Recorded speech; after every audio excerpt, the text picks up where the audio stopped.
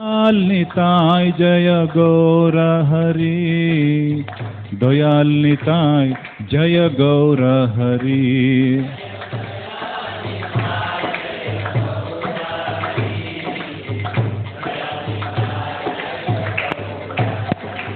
जय जय प्रभुपाद प्रभुपाद प्रभुपाद प्रभुपाद।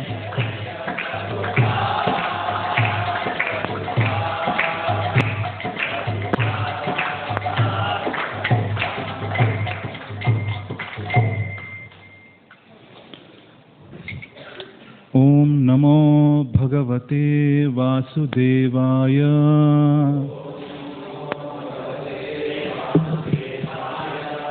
ओम नमो भगवते वासुदेवाय।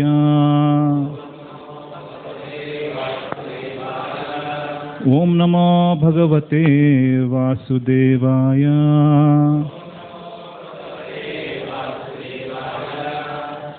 नारायणं नमस्कृत्य नरं चैव नरोत्तमं देवीं सरस्वतीं व्यासं ततो जयमुदीरये। शृण्वतां स्वकथा कृष्ण पुण्यश्रवणकीर्तनः। हृदयन्तस्तु भद्राणि विधुनोति सुहृत्सताम्। नष्टप्रायेषु अभद्रेषु नित्यं भागवत सेवया। भगवतिरुत्तमश्लोके भक्तिर्भवति नैष्टिकी। तदा रजस्तमो भावो कामलोभादयश्चये। चैतयेतैरनाविद्धं स्थितं सत्त्वे प्रसीदति। एवं प्रसन्नमनसो भगवद्भक्तिर्योगतः भगवत्तत्त्वविज्ञानं मुक्तसंगस्य जायते। विद्यते हृदयग्रन्थे छिद्यन्ते सर्वसंशया। क्षीयन्ते चास्य कर्माणि दृष्ट एवात्मनीश्वरे। हरे कृष्ण। ಭಾನುವಾರದ ಈ ಕಾರ್ಯಕ್ರಮಕ್ಕೆ ತಮಗೆಲ್ಲ ಹೃತ್ಪೂರ್ವಕವಾದಂಥ ಸ್ವಾಗತ. ಈ ದಿನ ಶ್ರೀಮದ್ ಭಾಗವತಂ ಮೊದಲನೇ ಸ್ಕಂದ 13ನೇ ಅಧ್ಯಾಯ 56 ಮತ್ತು 57ನೇ ಶ್ಲೋಕದಿಂದ ನಾವು ಅಭ್ಯಾಸ ಮಾಡಲಿಕ್ಕೆ ಪ್ರಯತ್ನ ಪಡೋಣ.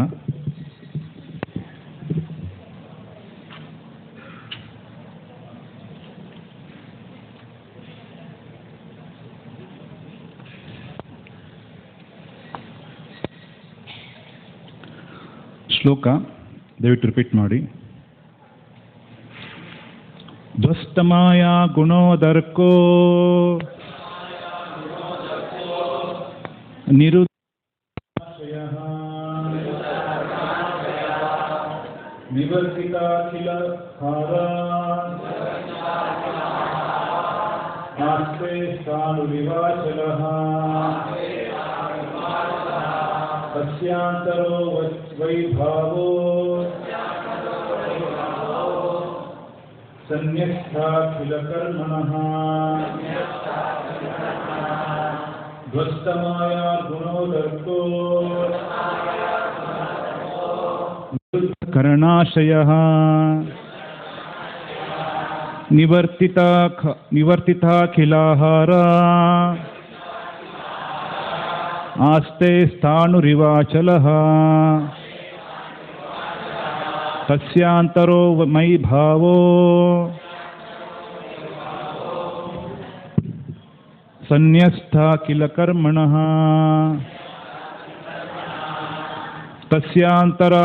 ತಸ್ಯಾಂತರಯೋ ಮೈ ವಾಭೂಃ ಸನ್ಯಸ್ಥಾಖಿಲ ಕರ್ಮಣಃ. ರಿಪೀಟ್ ಮಾಡ್ತೀರಾ ಯಾರು?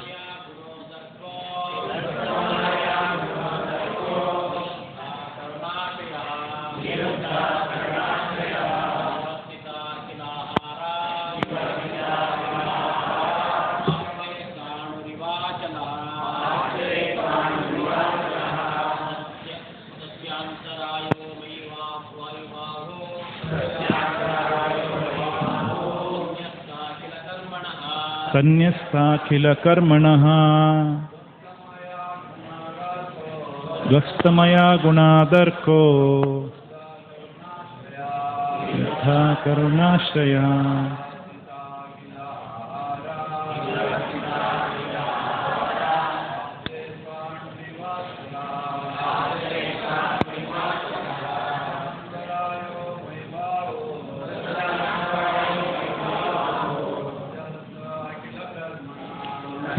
ಅಖಿಲ ಕರ್ಮಣಃ ಸ್ವಸ್ತಮಾಯ ಗುಣಾದರ್ಕೋ ನಿರುದ್ಧ ಕರುಣಾಶಯಃ ನಿವರ್ತಿತಾಖಿಲಾಹಾರ ಆಸ್ತೆ ಸ್ಥಾನುರಿವಾಚಲಃ.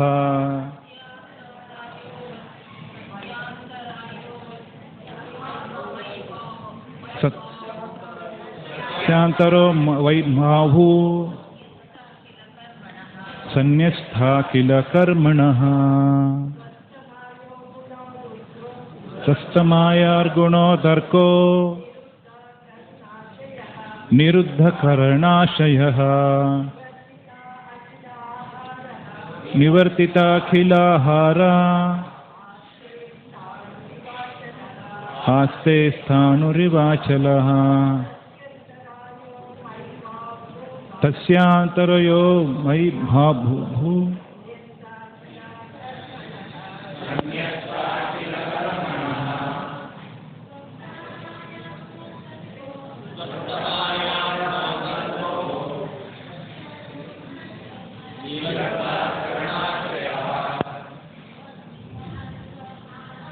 ನಿವೃತ್ತಿತಾಹಾರ ಆಸ್ತೆ ಸ್ಥಾನುರಿವಾಚಲಃ. ತಸ್ಯಾಂತರಯೋ ಮೈ ಭಾಭೂಃ ಸನ್ಯಸ್ಥಾಖಿಲ ಕರ್ಮಣಃ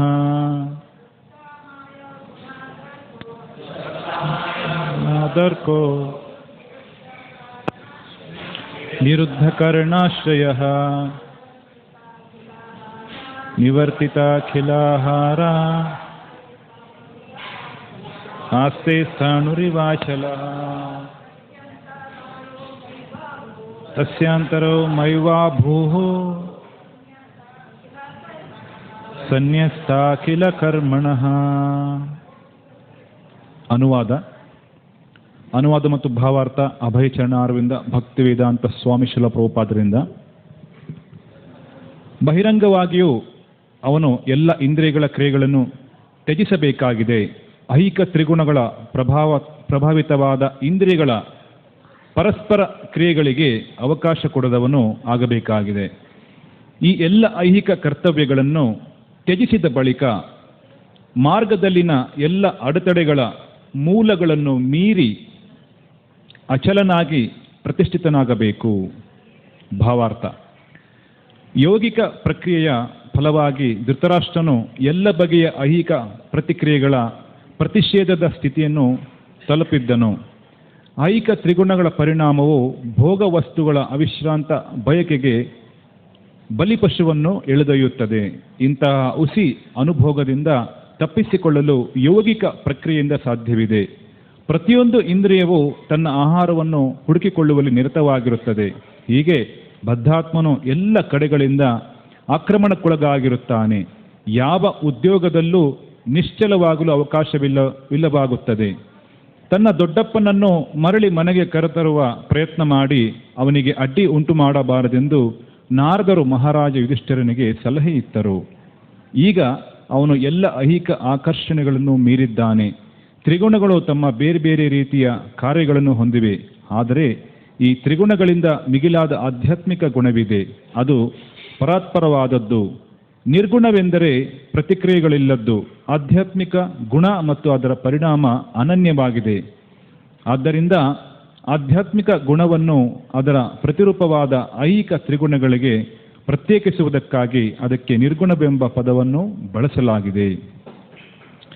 ಐಹಿಕ ತ್ರಿಗುಣಗಳನ್ನು ಸಂಪೂರ್ಣವಾಗಿ ತ್ಯಜಿಸಿದ ಬಳಿಕ ಜೀವಿಯು ಆಧ್ಯಾತ್ಮಿಕ ವಲಯವನ್ನು ಪ್ರವೇಶಿಸುತ್ತಾನೆ. ಆಧ್ಯಾತ್ಮಿಕ ಗುಣದಿಂದ ನಿರ್ದೇಶಿತವಾದ ಕ್ರಿಯೆಯನ್ನು ಭಕ್ತಿ ಸೇವೆ ಅಥವಾ ಭಕ್ತಿ ಎಂದು ಕರೆಯುತ್ತಾರೆ. ಆದ್ದರಿಂದ ಭಕ್ತಿಯು ಪರಾತ್ಪರದ ನೇರ ಸಂಪರ್ಕದಿಂದ ಪಡೆಯಲಾದ ನಿರ್ಗುಣವಾಗಿದೆ. ಶ್ಲೋಕ 57. ಸವ ಆದ್ಯತ್ಯ ನಾದ್ರಾಜನ್ ಪರತಃ ಪಂಚಮೇಹನಿ ಕಲೇವರಂ ಹಾಸ್ಯತಿ ಸ್ವಂ ತಚ್ಚ ಭಸ್ಮೀ ಭವಿಷ್ಯತಿ. ಓ ರಾಜನೇ, ಪ್ರಾಯ 5ರಿಂದ 5ನೆಯ ದಿನಕ್ಕೆ ಆತ ದೇಹವನ್ನು ತ್ಯಜಿಸುವನು. ಅವನ ದೇಹವು ಸುಟ್ಟು ಬೂದಿಯಾಗುವುದು. ಭಾವಾರ್ಥ: ನಾರದ ಮುನಿಗಳ ಕಾಲಜ್ಞಾನವು ಯುಧಿಷ್ಠಿರ ಮಹಾರಾಜನನ್ನು ತನ್ನ ದೊಡ್ಡಪ್ಪ ನೆಲೆಸಿದ ಸ್ಥಳಕ್ಕೆ ಹೋಗುವುದರಿಂದ ತಡೆಯಿತು. ಏಕೆಂದರೆ ತನ್ನ ಯೋಗ ಸಿದ್ಧಿಯಿಂದ ದೇಹವನ್ನು ತ್ಯಜಿಸಿದ ಬಳಿಕವೂ ಧೃತರಾಷ್ಟ್ರನಿಗೆ ಶವ ಸಂಸ್ಕಾರ ಮಾಡಲು ಯಾರ ಅಗತ್ಯವೂ ಇರಲಿಲ್ಲ. ಅವನ ದೇಹ ತಾನಾಗಿ ಉರಿದು ಬೂದಿಯಾಗುವುದೆಂದು ನಾರದ ಮುನಿಗಳು ಸೂಚಿಸಿದರು. ಯೋಗ ಪದ್ಧತಿಯ ಪರಿಪೂರ್ಣತೆಯನ್ನು ಅಂತಹ ಯೋಗಿಕ ಶಕ್ತಿಯಿಂದ ಪಡೆಯಲಾಗುತ್ತದೆ. ಯೋಗಿಯು ತಾನೇ ಆಯ್ಕೆ ಮಾಡಿಕೊಂಡ ಕಾಲದಲ್ಲಿ ದೇಹವನ್ನು ತ್ಯಜಿಸಲು ಸಮರ್ಥನಾಗಿರುತ್ತಾನೆ. ಸ್ವಯಂ ಸಿದ್ಧವಾದ ಬೆಂಕಿಯಿಂದ ಸದ್ಯದ ದೇಹವನ್ನು ಬೂದಿಯಾಗಿಸಿ ತಾನು ಬಯಸಿದ ಲೋಕವನ್ನು ಪಡೆಯಬಲ್ಲ. ಹರೇ ಕೃಷ್ಣ. ಪ್ರಾರ್ಥನೆ ಮಾಡ್ತಾ ಗುರುಗಳಿಗೆ ಮತ್ತೆ ವೈಷ್ಣವರಲ್ಲಿ ಕೃಪೆಯನ್ನು ಬೇಡ್ತಾ ಪ್ರಾರಂಭ ಮಾಡೋಣ. ಓಂ ಅಜ್ಞಾನ ತಿಮಿರಾಂಧಸ್ಯ ಜ್ಞಾನಾಂಜನ ಶಲಾಖಯ ಚಕ್ಷುರುನ್ಮಿಲಿತಂ ಯೇನ ತಸ್ಮೈ ಶ್ರೀ ಗುರುವೇ ನಮಃ. ನಮಃ ಓಂ ವಿಷ್ಣುಪಾದಾಯ ಕೃಷ್ಣಪ್ರೇಷ್ಠಾಯ ಭೂತಲೆ ಶ್ರೀಮತೆ ಭಕ್ತಿವೇದಾಂತ ಸ್ವಾಮಿನ್ ಇತಿ ನಾಮಿನೇ. ನಮಸ್ತೆ ಸರಸ್ವತಿ ದೇವೆ ಗೌರವಾಣಿ ಪ್ರಚಾರಿಣೆ ನಿರ್ವಿಶೇಷ ಶೂನ್ಯವಾದಿ ಪಾಶ್ಚಾತ್ಯ ದೇಶತಾರಿಣೆ. ಜಯ ಶ್ರೀ ಕೃಷ್ಣ ಚೈತನ್ಯ ಪ್ರಭು ನಿತ್ಯಾನಂದ ಶ್ರೀ ಅದ್ವೈತ ಗದಾಧರ ಶ್ರೀವಾಸಾದಿ ಗೌರ ಭಕ್ತ ವೃಂದ. ಹರೇ ಕೃಷ್ಣ ಕೃಷ್ಣ ಕೃಷ್ಣ ಹರೇ ಹರೇ, ಹರೇ ರಾಮ ರಾಮ ರಾಮ ಹರೇ ಹರೇ. ಮುಖಂ ಕರೋತಿ ವಾಚಾಲಂ ಪಂಗುರ್ಲಂಘಯತಿ ಗಿರಿಂ ಯತ್ಕೃಪಾತಮಹಂ ವಂದೇ ಶ್ರೀಗುರು ದೀನತಾರಿಣಂ ಪರಮಾನಂದ ಮಾಧವಂ ಶ್ರೀ ಚೈತನ್ಯ ಈಶ್ವರಂ. ಹರಿ ಓಂ ತತ್ಸತ್. ಹರೇ ಕೃಷ್ಣ. ಈ ಶ್ಲೋಕದ ಹಿನ್ನೆಲೆಯನ್ನು ನಾವು ನೋಡೋದಾದ್ರೆ,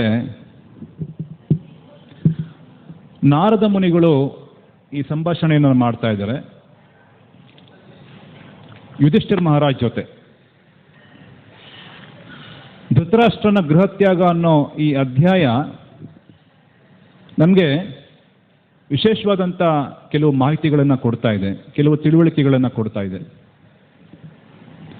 ಮಹಾಭಾರತದಲ್ಲಿ ಬರುವಂಥ ಎಲ್ಲ ಪಾತ್ರಗಳು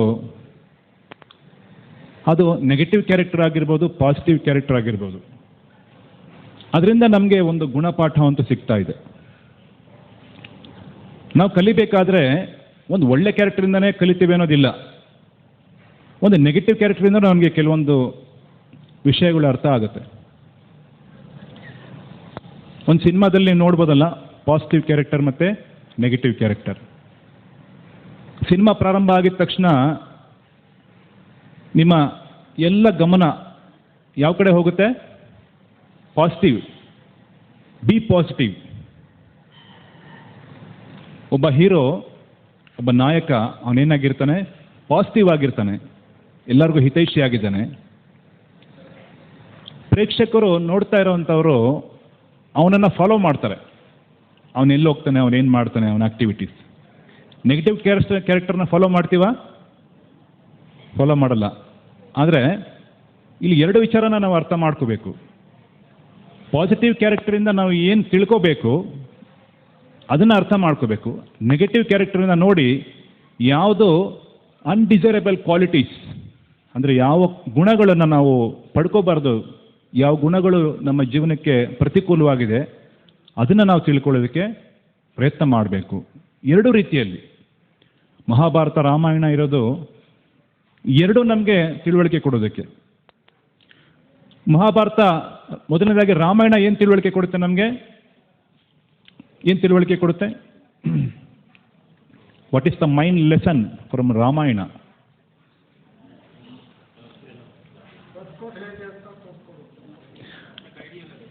ರಾಮಾಯಣದಿಂದ ನಾವು ತಿಳ್ಕೊತೀವಿ ಮಾತೃವತ್ ಪರಧಾರ್ಯೇಶು, ಇನ್ನೊಬ್ಬರ ಹೆಂಡತಿಯನ್ನ ತಾಯಿ ಥರ ನಾವು ನೋಡಬೇಕು. ಮಹಾಭಾರತದಿಂದ ಏನು ತಿಳ್ಕೊತೀವಿ? ಲೋಷ್ಟ್ರವತ್ ಪರಧನಂ, ಇನ್ನೊಬ್ಬರ ಸ್ವತ್ತು ಅದನ್ನು ಕಸ ಥರ ನಾವು ಕಾಣಬೇಕು ಅಂತ. ಎಷ್ಟು ಅರ್ಥಪೂರ್ಣವಾಗಿದೆ ನೋಡಿ. ರಾಮಾಯಣದಲ್ಲಿ ನಾವು ಒಂದು ಪಾತ್ರವನ್ನು ನೋಡ್ತಾ ಇದ್ದೀವಿ, ಅದರಿಂದ ನಾವು ನೆಗೆಟಿವ್ ಕ್ಯಾರೆಕ್ಟರಿಂದ ನಾವು ಈ ಥರ ಇರಬಾರ್ದು ಅಂತ ತಿಳ್ಕೋಬೇಕು. ಪಾಸಿಟಿವ್ ಕ್ಯಾರೆಕ್ಟರಿಂದ ಈ ಥರ ಇರಬೇಕು ಅಂತ ತಿಳ್ಕೋಬೇಕು. ಅದೇ ರೀತಿ ಮಹಾಭಾರತದಲ್ಲೂ ಕೂಡ ನಾವು ಅದೇ ರೀತಿ ಫಾಲೋ ಮಾಡಬೇಕು. ಒಂದು ಚಿತ್ರಣವನ್ನು ನಾವು ನೋಡ್ತಾ ಇದ್ದೀವಿ ಅಂದರೆ ಈತನಲ್ಲಿ ಒಳ್ಳೆಯ ಗುಣ ಇಲ್ಲ. ಯಾಕಿಲ್ಲ? ಅದರ ಹಿಂದಿನ ಕಾರಣ ಏನು? ಈ ರೀತಿ ಕೆಟ್ಟ ಗುಣಗಳನ್ನು ಪಡ್ಕೊಳ್ಳೋದ್ರಿಂದ ಪರಿಸ್ಥಿತಿ ಏನಾಗುತ್ತೆ ಅನ್ನೋದನ್ನು ನಾವು ಅರ್ಥ ಮಾಡ್ಕೊಳ್ಳೋಕ್ಕೆ ಪ್ರಯತ್ನ ಪಡಬೇಕು. ಅದಕ್ಕೋಸ್ಕರ ದೇವರು ಇದರಲ್ಲಿ ಪಾಸಿಟಿವ್ ಕ್ಯಾರೆಕ್ಟರ್ ಮತ್ತು ನೆಗೆಟಿವ್ ಕ್ಯಾರೆಕ್ಟರ್ ಎರಡೂ ಇಟ್ಟಿದ್ದಾರೆ. ವಿಧಿ ಮತ್ತು ನಿಷೇಧ, ಇದನ್ನು ಮಾಡಿ ಇದನ್ನು ಮಾಡಬಾರ್ದು ಅನ್ನೋದೊಂದನ್ನು ನಮ್ಗೆ ತಿಳಿಸ್ಕೊಡ್ತಾರೆ. ಪಾಸಿಟಿವ್ ಕ್ಯಾರೆಕ್ಟರ್ ಅಂದರೆ ಏನು? ಅವರ ಆಲೋಚನೆಗಳು ಸಹ ಪಾಸಿಟಿವ್ ಆಗಿರುತ್ತೆ, ಅವರ ವ್ಯಕ್ತಿತ್ವ ಸಹ ಪಾಸಿಟಿವ್ ಆಗಿರುವಂಥದ್ದು. ಉದಾಹರಣೆಗೆ ಮಹಾಭಾರತದಲ್ಲಿ ಒಂದು ಸನ್ನಿವೇಶ ಬರುತ್ತೆ. ದ್ರೋಣಾಚಾರ್ಯ ದುರ್ಯೋಧನ ಮತ್ತು ಯುಧಿಷ್ಠಿರ ಮಹಾರಾಜ್ ಇಬ್ಬರನ್ನೂ ಕರೀತಾರೆ. ಯುಧಿಷ್ಠಿರ ಮಹಾರಾಜ್ ಹೇಳ್ತಾರೆ, ಈ ಜಗತ್ತಲ್ಲಿ ಯಾರಾದರೂ ಕೆಟ್ಟವರಿದ್ದಾರ, ಒಂದ್ಸರಿ ಪರಿವೀಕ್ಷಣೆ ಮಾಡ್ಕೊಂಡು ಬಾ ಅಂತ ಹೇಳ್ತಾರೆ. ದುರ್ಯೋಧನನ ಕರೀತಾರೆ. ದುರ್ಯೋಧನನಿಗೆ ಹೇಳ್ತಾರೆ, ಈ ಜಗತ್ತಲ್ಲಿ ಯಾರಾದರೂ ಒಳ್ಳೆಯವರಿದ್ದಾರ ನೋಡ್ಕೊಂಡು ಬಾ ಅಂತ. ಏನಾದರೂ ಒಂದು ಒಳ್ಳೆತನ ಇದೆಯಾ, ಯಾರಲ್ಲಾದರೂ ಒಂದು ಒಳ್ಳೆ ಗುಣ ಇದೆಯಾ ನೋಡ್ಕೊಂಡು ಬಾ ಅಂತ. ಯುಧಿಷ್ಠಿರ ಮಹಾರಾಜು ಹೃದಯದಿಂದ ಬಹಳ ಶ್ರೀಮಂತರಾಗಿರುವಂಥವ್ರು. ಬರೀ ಅವರು ಹಸ್ತಿನಾಪುರದ ರಾಜ ಮಾತ್ರ ಆಗಿರಲಿಲ್ಲ, ಹೃದಯದಲ್ಲೂ ಸಹ ಶ್ರೀಮಂತರಾಗಿದ್ದರು. ನೋಡಿ, ಶ್ರೀಮಂತಿಕೆ ಅಂದರೆ ಕೇವಲ ನಮ್ಮ ಹತ್ರ ಕಾರಿದೆ, ಬಂಗ್ಲೆ ಇದೆ, ಅಥವಾ ನಾವು ಅದನ್ನು ಪಡೆದಿದ್ದೀವಿ, ಇದನ್ನು ಪಡೆದಿದ್ದೀವಿ ಅಲ್ಲ. ನಮ್ಮ ಹೃದಯದಿಂದಲೂ ಸಹ ನಾವು ಶ್ರೀಮಂತರಾಗಿರಬೇಕು. ಆ ರೀತಿ ಯುಧಿಷ್ಠಿರ ಮಹಾರಾಜ್ ಅವ್ರ ಹೃದಯ ಶ್ರೀಮಂತಿಕೆ ಯಾವ ಥರ ಇತ್ತು ಅಂದರೆ, ಹೊರಗಡೆ ಹೋಗಿ ನೋಡ್ತಾ ಇದ್ದಾರೆ, ಅವ್ರಿಗೆ ಯಾರೂ ಕೆಟ್ಟವ್ರು ಕಾಣಲಿಲ್ಲ. ಪ್ರತಿಯೊಬ್ಬರಲ್ಲಿ ಅವರು ಒಳ್ಳೆತನ ನೋಡ್ತಾ ಇದ್ದಾರೆ. ಕೆಟ್ಟವರಲ್ಲಿ ಸಹ ಅವರು ಒಳ್ಳೆ ಗುಣವನ್ನು ಹುಡುಕ್ತಾ ಇದ್ದಾರೆ. ಯಾವ ರೀತಿ ಅಂದರೆ, ಒಂದು ಹಂಸ ಪಕ್ಷಿ ನೀರು ಬೆರ್ತಿರುವಂಥ ಹಾಲಲ್ಲಿ ಹಾಲು ಮಾತ್ರ ಪ್ರತ್ಯೇಕವಾಗಿ ಕುಡಿದು ನೀರನ್ನು ಬಿಟ್ಬಿಡುತ್ತೆ. ಆ ಪ್ರಕಾರ ಯುಧಿಷ್ಠಿರ ಮಹಾರಾಜದ ಗುಣ ಏನಂದರೆ, ಅವರು ಕೆಟ್ಟವರಲ್ಲೂ ಸಹ ಒಳ್ಳೆ ಗುಣವನ್ನು ಮಾತ್ರ ಗ್ರಹಿಸಿ ಕೆಟ್ಟದನ್ನು ನಿರ್ಲಕ್ಷ್ಯ ಮಾಡುವಂಥ ಸ್ವಭಾವ ಇರುವಂಥವ್ರು. ಅವರೆಲ್ಲರನ್ನೂ ನೋಡ್ತಾ ಇದ್ದಾರೆ, ಯಾರು ಕೆಟ್ಟವರು ಕಾಣಲಿಲ್ಲ. ಬಂದು ದ್ರೋಣಾಚಾರ್ಯರ ಹತ್ರ ಹೇಳ್ತಾ ಇದ್ದಾರೆ, ಯಾರೂ ಕೆಟ್ಟವ್ರು ನನ್ನ ಕಣ್ಣಿಗೆ ಕಾಣಲಿಲ್ಲ, ಯಾರಾದರೂ ಒಬ್ಬ ಕೆಟ್ಟವನಿದ್ದಾನೆ ಅಂದರೆ ಅದು ನಾನೇ ಕೆಟ್ಟವನು, ನನ್ನಲ್ಲಿ ಕೆಟ್ಟ ಗುಣಗಳು ಬೇಕಾದಷ್ಟಿದೆ, ಅದನ್ನೆಲ್ಲ ಸರಿ ಮಾಡ್ಕೊಳ್ಳೋಕ್ಕೆ ನಾನು ಪ್ರಯತ್ನ ಮಾಡಬೇಕಾಗಿದೆ ಅಂತ ಹೇಳ್ತಾರೆ. ಮತ್ತು ದುರ್ಯೋಧನ ಬರ್ತಾರೆ. ದುರ್ಯೋಧನ ಬಂದು ನೋಡ್ತಾರೆ, ಪರಿವೀಕ್ಷಣೆ ಮಾಡ್ತಾರೆ. ಹೊರಗಡೆ ಹೋಗಿ ಪರಿವೀಕ್ಷಣೆ ಮಾಡಬೇಕಾದ್ರೆ ಒಬ್ಬರಲ್ಲಿ ಅವರು ಒಳ್ಳೆ ಗುಣ ನೋಡಲ್ಲ. ಇವನು ಈ ಥರ ಇದ್ದಾನೆ, ಇವನು ಮಾಡೋ ಕೆಲಸ ಇಂಥದ್ದು ಹೇಳ್ತಾರೋ ಫಾಲ್ಟ್ ಫೈಂಡಿಂಗ್ ಟೆಂಡೆನ್ಸಿ. ಪ್ರತಿಯೊಬ್ಬರಲ್ಲಿ ಫಾಲ್ಟ್ ಫೈಂಡಿಂಗ್ ಮಾಡೋದು, ಸರಿ ಇಲ್ಲ, ಇವನು ಸರಿ ಇಲ್ಲ. ಒಂದು ಸಣ್ಣ ದೋಷ ಕಾಣಿಸಿದ್ರೆ ವ್ಯಕ್ತಿನೇ ಸರಿ ಇಲ್ಲ, ವರ್ಸ್ಟ್ ಅಮಾಂಸ್ಟ್ ಎವ್ರಿ ಒನ್ ಅಂತ, ನರಧಮ ಇವನು ಅಂತೇಳಿ ಪ್ರತಿಯೊಬ್ಬರಲ್ಲಿ ದೋಷ ಹುಡ್ಕೊಂಡು ಹೋಗ್ತಾ ಇದ್ರು. ಕೊನೆಗೆ ದ್ರೋಣಾಚಾರ್ಯರ ಹತ್ರ ಬಂದು ಹೇಳ್ತಾರೆ, ದ್ರೋಣಾಚಾರ್ಯ ಕೇಳಿದ್ರು, ದುರ್ಯೋಧನ ಹಿಂಗೆ ಯಾರಾದರೂ ಒಳ್ಳೆಯವ್ರು ಕಾಣಿಸಿದ್ರ ಅಂತ. ಆಗ ದುರ್ಯೋಧನ ಹೇಳ್ತಾರೆ, ಒಬ್ಬ ಇಲ್ಲ, ಪ್ರಪಂಚದಲ್ಲಿ ಒಬ್ಬ ಇಲ್ಲ ಒಳ್ಳೆಯವನು. ಯಾರಾದರೂ ಒಳ್ಳೆಯವನಿದ್ದಾನೆ ಅಂದರೆ ಅದು ನಾನೇ. ಅಂತೇಳಿ ದ್ರೋಣಾಚಾರ್ಯರಿಗೆ ಒಪಿನಿಯನ್ ಕೊಟ್ಟರು. ಸೊ ಈ ರೀತಿ ಆ್ಯಟಿಟ್ಯೂಡ್ ಅಂತ ಹೇಳ್ತೀವಲ್ಲ, ಮನೋಭಾವನೆ, ನಮ್ಮ ಮನೋಭಾವನೆ ಯಾವ ರೀತಿ ಇರಬೇಕು ಅನ್ನೋದ್ರ ಬಗ್ಗೆ ಈ ಪಾಸಿಟಿವ್ ಮತ್ತು ನೆಗೆಟಿವ್ ಕ್ಯಾರೆಕ್ಟರ್ಗಳು ಮಹಾಭಾರತ ರಾಮಾಯಣದಲ್ಲಿ ಸಂಪೂರ್ಣವಾಗಿ ನಾವು ನೋಡ್ತಾ ಇರ್ತೀವಿ. ಎಲ್ಲ ಒಂದು ಪಾತ್ರಗಳಿಂದ ನಾವು ಏನೇನು ಕಲಿಬೇಕು ಅನ್ನೋದನ್ನು ನೋಡ್ತಾ ಇರ್ತೀವಿ. ಆಧ್ಯಾತ್ಮಿಕ ಮಾರ್ಗ ಅಂದಿದ ತಕ್ಷಣ ನಮಗೆ ಶಾಶ್ವತವಾದಂಥ ನೋಟ ನಮಗೆ ಕಾಣುತ್ತೆ. ಈ ಶಾಶ್ವತವಾದಂಥ ನೋಟ, ಶಾಶ್ವತವಾದ ಜೀವನವನ್ನು ಅರ್ಥ ಮಾಡ್ಕೊಳ್ಳುವಂಥ ಒಂದು ವಿಧಾನ ಇದೆಯಲ್ಲ, ಅದೇ ಆಧ್ಯಾತ್ಮಿಕ ಜೀವನ, ಆಧ್ಯಾತ್ಮಿಕ ಸ್ಪಿರಿಚುವಲ್ ಲೈಫ್ ಅಂತ ಏನು ನಾವು ನೋಡ್ತೀವಿ. ಸ್ಪಿರಿಚುವಲ್ ಲೈಫ್ ಅಂದಿದ ತಕ್ಷಣವೇ ಒಬ್ಬನಿಗೆ ಪರಿಕಲ್ಪನೆ ಬರಬೇಕು, ಐ ಆಮ್ ಎಟರ್ನಲ್, ನಾನು ಶಾಶ್ವತವಾಗಿರುವಂಥ ಜೀವಾತ್ಮ ಅಂತ. ಕಾರಣ ಏನು? ಶಾಶ್ವತವಾದ ಜ್ಞಾನವನ್ನು ನಮಗೆ ಆಧ್ಯಾತ್ಮಿಕ ದರ್ಶನ ನಮಗೆ ಕೊಡುತ್ತೆ. ಆಧ್ಯಾತ್ಮಿಕ ದರ್ಶನಕ್ಕೆ ಬಂದಿದ ತಕ್ಷಣ ನಮ್ಮ ಏನು ಅಶಾಶ್ವತವಾದ ಭಾವ ಇದೆ, ಟೆಂಪ್ರರಿ ಲೈಫ್ ಅಂತ ಏನು ನಾವು ತಿಳ್ಕೊತಾ ಇದ್ದೀವಲ್ಲ ಜೀವನ ಪೂರ್ತಿ, ಅದು ಹೊರಟೋಗುತ್ತೆ. ನಾವು ಶಾಶ್ವತ ಅನ್ನೋದು ನಮಗೆ ಜ್ಞಾನ ಬರುತ್ತೆ. ಅದಕ್ಕೆ ಜೀವಿ ನಿರಂತರ ಆಗಿರುವಂಥವನು. ಕೃಷ್ಣ ಹೇಳ್ತಾರೆ, ಅಜೋ ನಿತ್ಯಂ ಶಾಶ್ವತೋಯಂ ಪುರಾಣೋ. ಅಜೋ ನಿತ್ಯಂ, ನಿತ್ಯವಾಗಿ ಜೀವಿ ಇದ್ದಾನೆ, ಎಟರ್ನಲ್, ಇವತ್ತು ನೆನ್ನೆದು ವಿಷಯ ಅಲ್ಲ, ಎಟರ್ನಲ್. ಅಜೋ ನಿತ್ಯಂ ಶಾಶ್ವತೋಯಂ ಪುರಾಣೋ. ಜೀವಾತ್ಮದ ಲಕ್ಷಣ ಏನಂದರೆ, ಅವನು ಇಂಥ ಜನ ಹುಟ್ಟಿದ್ದಾನೆ ಅಂತ ಇಲ್ಲ, ಅವನಿಗೆ ಹುಟ್ಟು ಅನ್ನೋದೇ ಇಲ್ಲ. ಯಾಕೆ? ಅವನು ಭಗವಂತನ ವಿಭಿನ್ನಾಂಶ ಆಗಿದ್ದಾನೆ. ಭಗವಂತನೂ ಸಹ ಹಾಗೆ. ಭಗವಂತನ ಗುಣಗಳನ್ನು ಭಗವದ್ಗೀತೆಯಲ್ಲಿ ಹೇಳ್ತಾರೆ, ಕವಿಂ ಪುರಾಣಂ ಅನುಶಾಸಿತಾರಂ ಅನೋರಣೀಯಾಂ ಸಮನುಸ್ಮರೇದ್ಯಃ ಸರ್ವಸ್ಯ ಧಾತಾರಂ ಅಚಿಂತ್ಯ ಲೋಪಂ ಆದಿತ್ಯವರ್ಣಂ ತಮಸಃ ಪರಸ್ತಾತ್. ಕವಿಂ ಪುರಾಣಂ, ಬಹಳ ಪುರಾತನ ಆಗಿರೋನು ಭಗವಂತ. ಅವನು ಯಾವ ಥರ ಇದ್ದಾನೆ? ಪ್ರಕಾಶಮಾನವಾಗಿದ್ದಾನೆ, ನೋಡೋದಕ್ಕೆ ಪ್ರಕಾಶಮಾನವಾಗಿದ್ದಾನೆ. ತಮಸಃ ಪರಸ್ತಾತ್, ಎಲ್ಲ ಅಜ್ಞಾನದಿಂದ ಅವನು ಹೊರಗಡೆ ಇರುವಂಥವನು, ಶಾಶ್ವತ ಆಗಿರುವಂಥವನು. ಅದೇ ಪ್ರಕಾರ ಜೀವಿ ಸಹ ಭಗವಂತನ ವಿಭಿನ್ನಾಂಶ ಆಗಿರೋದ್ರಿಂದ ಅವನು ಸಹ ಶಾಶ್ವತ ಆಗಿದ್ದಾನೆ.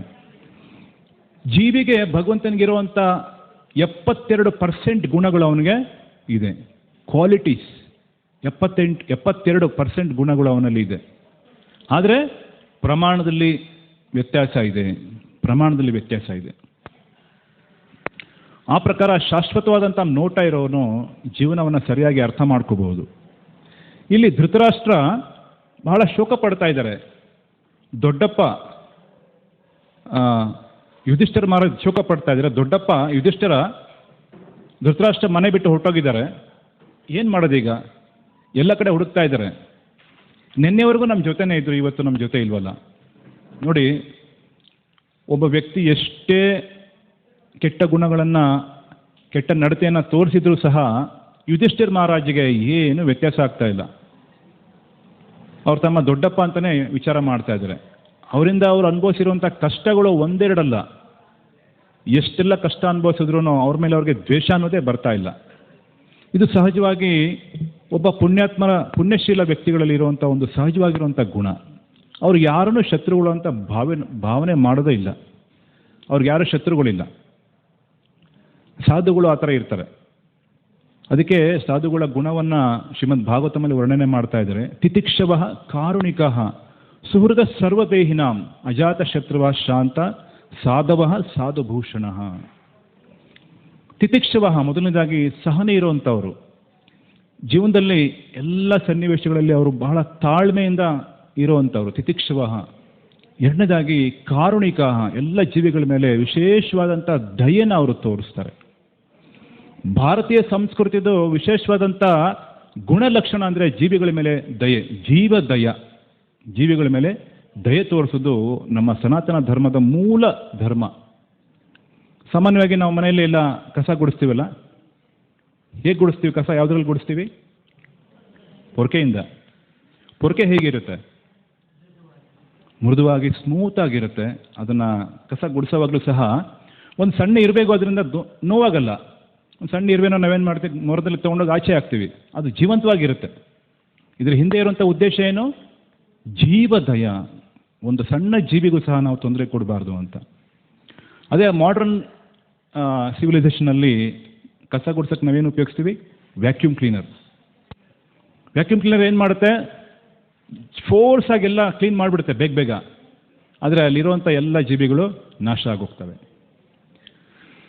ಈ ಸನಾತನ ಧರ್ಮದಲ್ಲಿ ಮೂಲ ಉದ್ದೇಶ ಏನಿದೆ? ಜೀವಿಗಳಿಗೆ ದಯೆ ತೋರಿಸೋದು ಮೂಲ ಉದ್ದೇಶ ಇದೆ. ಹಾಗಾಗಿ ಸಾಧುದ ಗುಣ ಏನಂದರೆ ಜೀವದಯ, ತಿತಿಕ್ಷವ ಕಾರುಣಿಕ ಸುಹೃದ ಸರ್ವದೇಹಿನಾಂ, ಎಲ್ಲ ಜೀವಿಗಳಲ್ಲಿ ಅವನು ದಯೆ ತೋರಿಸೋವಂಥವನು. ಅವನು ಯಾರಾದರೂ ಆಗಿರಲಿ, ಒಳ್ಳೆಯವನಾಗಿರಲಿ ಕೆಟ್ಟವನಾಗಿರಲಿ, ಅದನ್ನು ನೋಡೋದೇ ಇಲ್ಲ. ಕಾರುಣ್ಯ ಸುಹೃದ ಸರ್ವದೇಹಿನಂ ಅಜಾತ ಶತ್ರುವ, ಅವನಿಗೆ ಯಾರೂ ಶತ್ರುಗಳಿಲ್ಲ. ಆದರೆ ಭೌತಿಕ ಜಗತ್ತಲ್ಲಿ ಇವತ್ತಿನ ಮಾಡರ್ನ್ ಸಿವಿಲೈಸೇಷನಲ್ಲಿ ನೋಡ್ತಾ ಇದ್ದೀವಿ, ಪ್ರತಿಯೊಬ್ಬರು ಶತ್ರುಗಳೇ. ಯಾರು ಅಕ್ಕಪಕ್ಕದ ಮನೆಯವ್ರ ಜೊತೆ ಮಾತಾಡಲ್ಲ, ಸಿಚುವೇಶನೇ ಇಲ್ಲ. ಒಂದು ಕ್ಷುಲ್ಲಕ ಕಾರಣಕ್ಕೋಸ್ಕರ ಅಕ್ಕಪಕ್ಕದ ಮನೆಯವ್ರ ಹತ್ರ ನಾವು ಜಗಳ ಆಡ್ಬಿಡ್ತೀವಿ. ಪರಿಸ್ಥಿತಿ ಸ್ವಲ್ಪ ಒಂದು 20 ವರ್ಷ ಹಿಂದೆ ಮುಂದೆ ಬೇರೆ ಥರ ಇತ್ತು. ಹಿಂದೆ ನೋಡಿದಾಗ ಅವಾಗೆಲ್ಲ ಇಡೀ ರಸ್ತೆಯಲ್ಲಿ ಎಲ್ಲ ಫ್ರೆಂಡ್ಶಿಪ್ ಇರ್ತಾ ಇತ್ತು ನಮಗೆ. ಇಡೀ ರಸ್ತೆಯಲ್ಲಿ ನಾವು ಮಕ್ಕಳಾಗಿದ್ದಾಗ ನೋಡ್ತಾ ಇದ್ವಿ, ಎಲ್ಲ ಜೊತೆಲಿ ಕೂಡಿ ಆಡ್ತಾ ಇದ್ವಿ ಜೊತೆಲಿ. ಅಕ್ಕಪಕ್ಕದ ಮನೆಯವ್ರ ಜೊತೆ ಒಳ್ಳೆ ಬಾಂಧವ್ಯ ಇತ್ತು. ಆ ರಸ್ತೆ ಕೊನೆಯಲ್ಲಿ ಯಾರೋ ಒಬ್ಬರ ಮನೇಲಿ ನೆಂಟರು ಬಂದಿದ್ದಾರೆ ಅಂದರೆ ಇವ್ರಿಗೆ ಗೊತ್ತಾಗ್ತಾ ಇತ್ತು, ಓ ನಿಮ್ಮ ಮನೇಲಿ ನೆಂಟರು ಬಂದಿದ್ದಾರೆ ಅಂತ, ಏನು ಸಮಾಚಾರ ಅಂತ. ಇವತ್ತಿನ ದಿನ ನೋಡಿ ಯಾವ ಥರ ಆಗಿದೆ ಪರಿಸ್ಥಿತಿ ಅಂತ ಹೇಳಿದ್ರೆ, ಪಕ್ಕದ ಮನೆಯವರ ತೀರ್ಕೊಂಡ್ರೆ ಇವ್ರು ಹೋಗಲ್ಲ, ಇವ್ರು ಹೋಗೋದಿಲ್ಲ. ನಮಗೇನಾಯ್ತು ಬಿಡು, ಅವ್ರ ತಾನೇ ಹೋಗಿರೋದಂತ. ಆದರೆ ಆ ಥರ ಇಲ್ಲ. ಈಗಲೂ ಸಹ ಹಳ್ಳಿಗಳಲ್ಲಿ ನೋಡ್ಬೋದು, ಊರಲ್ಲಿ ಯಾರಾದರೂ ಒಬ್ರು ಸತ್ತರೆ ಆ ಊರಲ್ಲಿ ಯಾರು ಅವತ್ತಿನ ದಿನ ಅಡುಗೆ ಮಾಡಲ್ಲ. ಮಧ್ಯಾಹ್ನದವರೆಗೂ ಅವರ ಸಂಸ್ಕಾರ ಆಗೋವರೆಗೂ ಯಾರು ಊಟ ಮಾಡಲ್ಲ. ಕಾಲ ಯಾವ ಥರ ಬದಲಾಗಿದೆ ನೋಡಿ. ಈ ಯುಧಿಷ್ಠಿರ ಮಹಾರಾಜ್ ಗುಣ ಆ ಥರ ಇತ್ತು, ಸಾಧು, ಯಾರೂ ಅವ್ರಿಗೆ ಶತ್ರುಗಳಿಲ್ಲ. ದೊಡ್ಡಪ್ಪ ಆದರೂ ಸಹ ಅವ್ರು ಏನು ಮಾಡ್ತಾ ಇದ್ದಾರೆ, ಶತ್ರು ಥರ ಅವ್ರು ನಡ್ಕೊಂಡಿದ್ರು ಅವರು ಕರುಣೆಯಿಂದನೇ ನೋಡ್ತಾ ಇದ್ದಾರೆ. ಸೊ ಇದು ಜೀವಿಗೆ ಇರಬೇಕಾಗಿರುವಂಥ ಒಂದು ಸಹಜವಾದಂಥ ಲಕ್ಷಣ. ಕಾರಣ ಏನು? ಇಂಥ ಒಂದು ಪರಿಸ್ಥಿತಿಗೆ ಬರೋದಕ್ಕೆ ಕಾರಣ ಏನಂದರೆ, ಧೃತರಾಷ್ಟ್ರನಿಗೆ ಶಾಶ್ವತದ ದರ್ಶನ ಇಲ್ಲ, ಶಾಶ್ವತವಾದಂಥ ಜೀವನದ ದರ್ಶನ ಇರಲಿಲ್ಲ. ಸ್ವಾಭಾವಿಕವಾಗಿ ಕುರುಡ, ಸ್ವಾಭಾವಿಕವಾಗಿ ಅಂದರೆ ಶರೀರದಲ್ಲಿ ನೋಡಿದ್ರೆ ಅಂಗದ ಊನ ಆಗಿದೆ, ಏನೋ ಕಣ್ಣು ಕಾಣಿಸ್ತಾ ಇಲ್ಲ. ಕಣ್ಣು ಕಾಣಿಸ್ತಾ ಇದ್ರೆ ಪರವಾಗಿಲ್ಲ, ಆದರೆ ಹೃದಯದ ಕಣ್ಣಾದ್ರೂ ಬಿಡಬೇಕಾಗಿತ್ತಲ್ಲ, ಅದು ಬಿಡಲಿಲ್ಲ. ಹೃದಯದಲ್ಲಿ ಏನು ನೋಡಬೇಕಾಗಿತ್ತು, ಹೃದಯದಿಂದ ಯಾರನ್ನ ಹಿತೈಷಿಯಾಗಿ ಯಾರನ್ನ ಶತ್ರುವಾಗಿ ಅದನ್ನು ಸಹ ಅವ್ರಿಗೆ ಪರಿಜ್ಞಾನ ಇರಲಿಲ್ಲ. ಕೆಟ್ಟದನ್ನು ಮಾಡ್ತಾ ಇದ್ರು, ಕೆಟ್ಟದನ್ನು ಮಾಡೋದನ್ನು ಸಹಿಸ್ಕೊಳ್ತಾ ಇದ್ರು. ಇಷ್ಟು ದಿನ ಅವರು ಕೆಟ್ಟದ್ದು ಮಾಡ್ತಾ ಇದ್ರು, ಅದಾದಮೇಲೆ ತನ್ನ ಮಗ ಕೆಟ್ಟದ್ದು ಮಾಡಿದ ಅದನ್ನು ಸಹಿಸ್ಕೊಂಡು ಹೋಗ್ತಾ ಇದ್ರು. ಇದು ಬಹಳ ಒಂದು ಅನ್ಡಿಸೈರಬಲ್ ಕ್ವಾಲಿಟಿ. ಕೆಟ್ಟದ್ದನ್ನು ಮಾಡೋದು, ಅದಕ್ಕಿಂತ ಹೆಚ್ಚಾಗಿ ಅದನ್ನು ಸಹಿಸ್ಕೊಂಡು ಹೋಗೋದು, ಅನ್ಯಾಯನ ಸಹಿಸ್ಕೊಂಡು ಹೋಗೋದು. ಇವತ್ತಿನ ದಿನ ಪ್ರಾಯಶಃ ಎಲ್ಲ ಆ ಪ್ರಕಾರ ಆಗಿದ್ದೀವಿ ನಾವು. ಯಾವ ಥರ ಅನ್ಯಾಯ ನಡೀತಾ ಇದ್ರು ಸಹ ಕಣ್ಣು ಮುಂದೆ ಅದನ್ನು ನೋಡಿಕೊಂಡು ನಾವು ಸುಮ್ಮನೆ ಇದ್ದೀವಿ ಅಂದರೆ ನಾವು ಧೃತರಾಷ್ಟ್ರನ ಥರನೇ ಸಮಾಜದಲ್ಲಿ. ಅನ್ಯಾಯ ಮಾಡ್ತಾ ಇರೋರಿಗೆ ನಾವು ಓಟ್ ಹಾಕ್ತೀವಿ ಅಂದರೆ ಏನು? ನಾವು ಧೃತರಾಷ್ಟ್ರನ ಪಕ್ಷನ ಸೇರಿದ್ದೀವಿ ಅಂತಲೇ. ಹಾಗಾಗಿ ಈ ಧೃತರಾಷ್ಟ್ರ ಯಾಕೆ ಈ ಥರ ಆದ, ಅವನ ಹಿನ್ನೆಲೆ ಸ್ವಲ್ಪ ನೋಡೋದಾದರೆ ಹೇಳ್ತಾರಲ್ಲ, ಶಾಶ್ವತವಾದ ನೋಟ ಇಲ್ಲ. ಶಾಶ್ವತವಾದ ನೋಟ ನಮಗೆ ಬೇಕು ಜೀವನದಲ್ಲಿ. ಆಧ್ಯಾತ್ಮಿಕ ಜೀವನ ಅಂದ್ರೇ ಶಾಶ್ವತ. ವೇದಗಳಲ್ಲಿ ಅದನ್ನೇ ಹೇಳ್ತಾರೆ, ಓಂ ಶಾಶ್ವತೋಯಂ ಅಜೋ ವೈ ಪುರ ಶಾಶ್ವತಸ್ಯ ಚ ಧರ್ಮಸ್ಯ ತಸ್ಮಾದ್ ವೈ ಸಹ. ಭಗವಂತ ಶಾಶ್ವತ ಆಗಿದ್ದಾರೆ, ಹಾಗಾಗಿ ನೀವು ಸಹ ಶಾಶ್ವತ ಆಗಿದ್ದೀರಾ ಅಂತ ಹೇಳ್ತಾರೆ.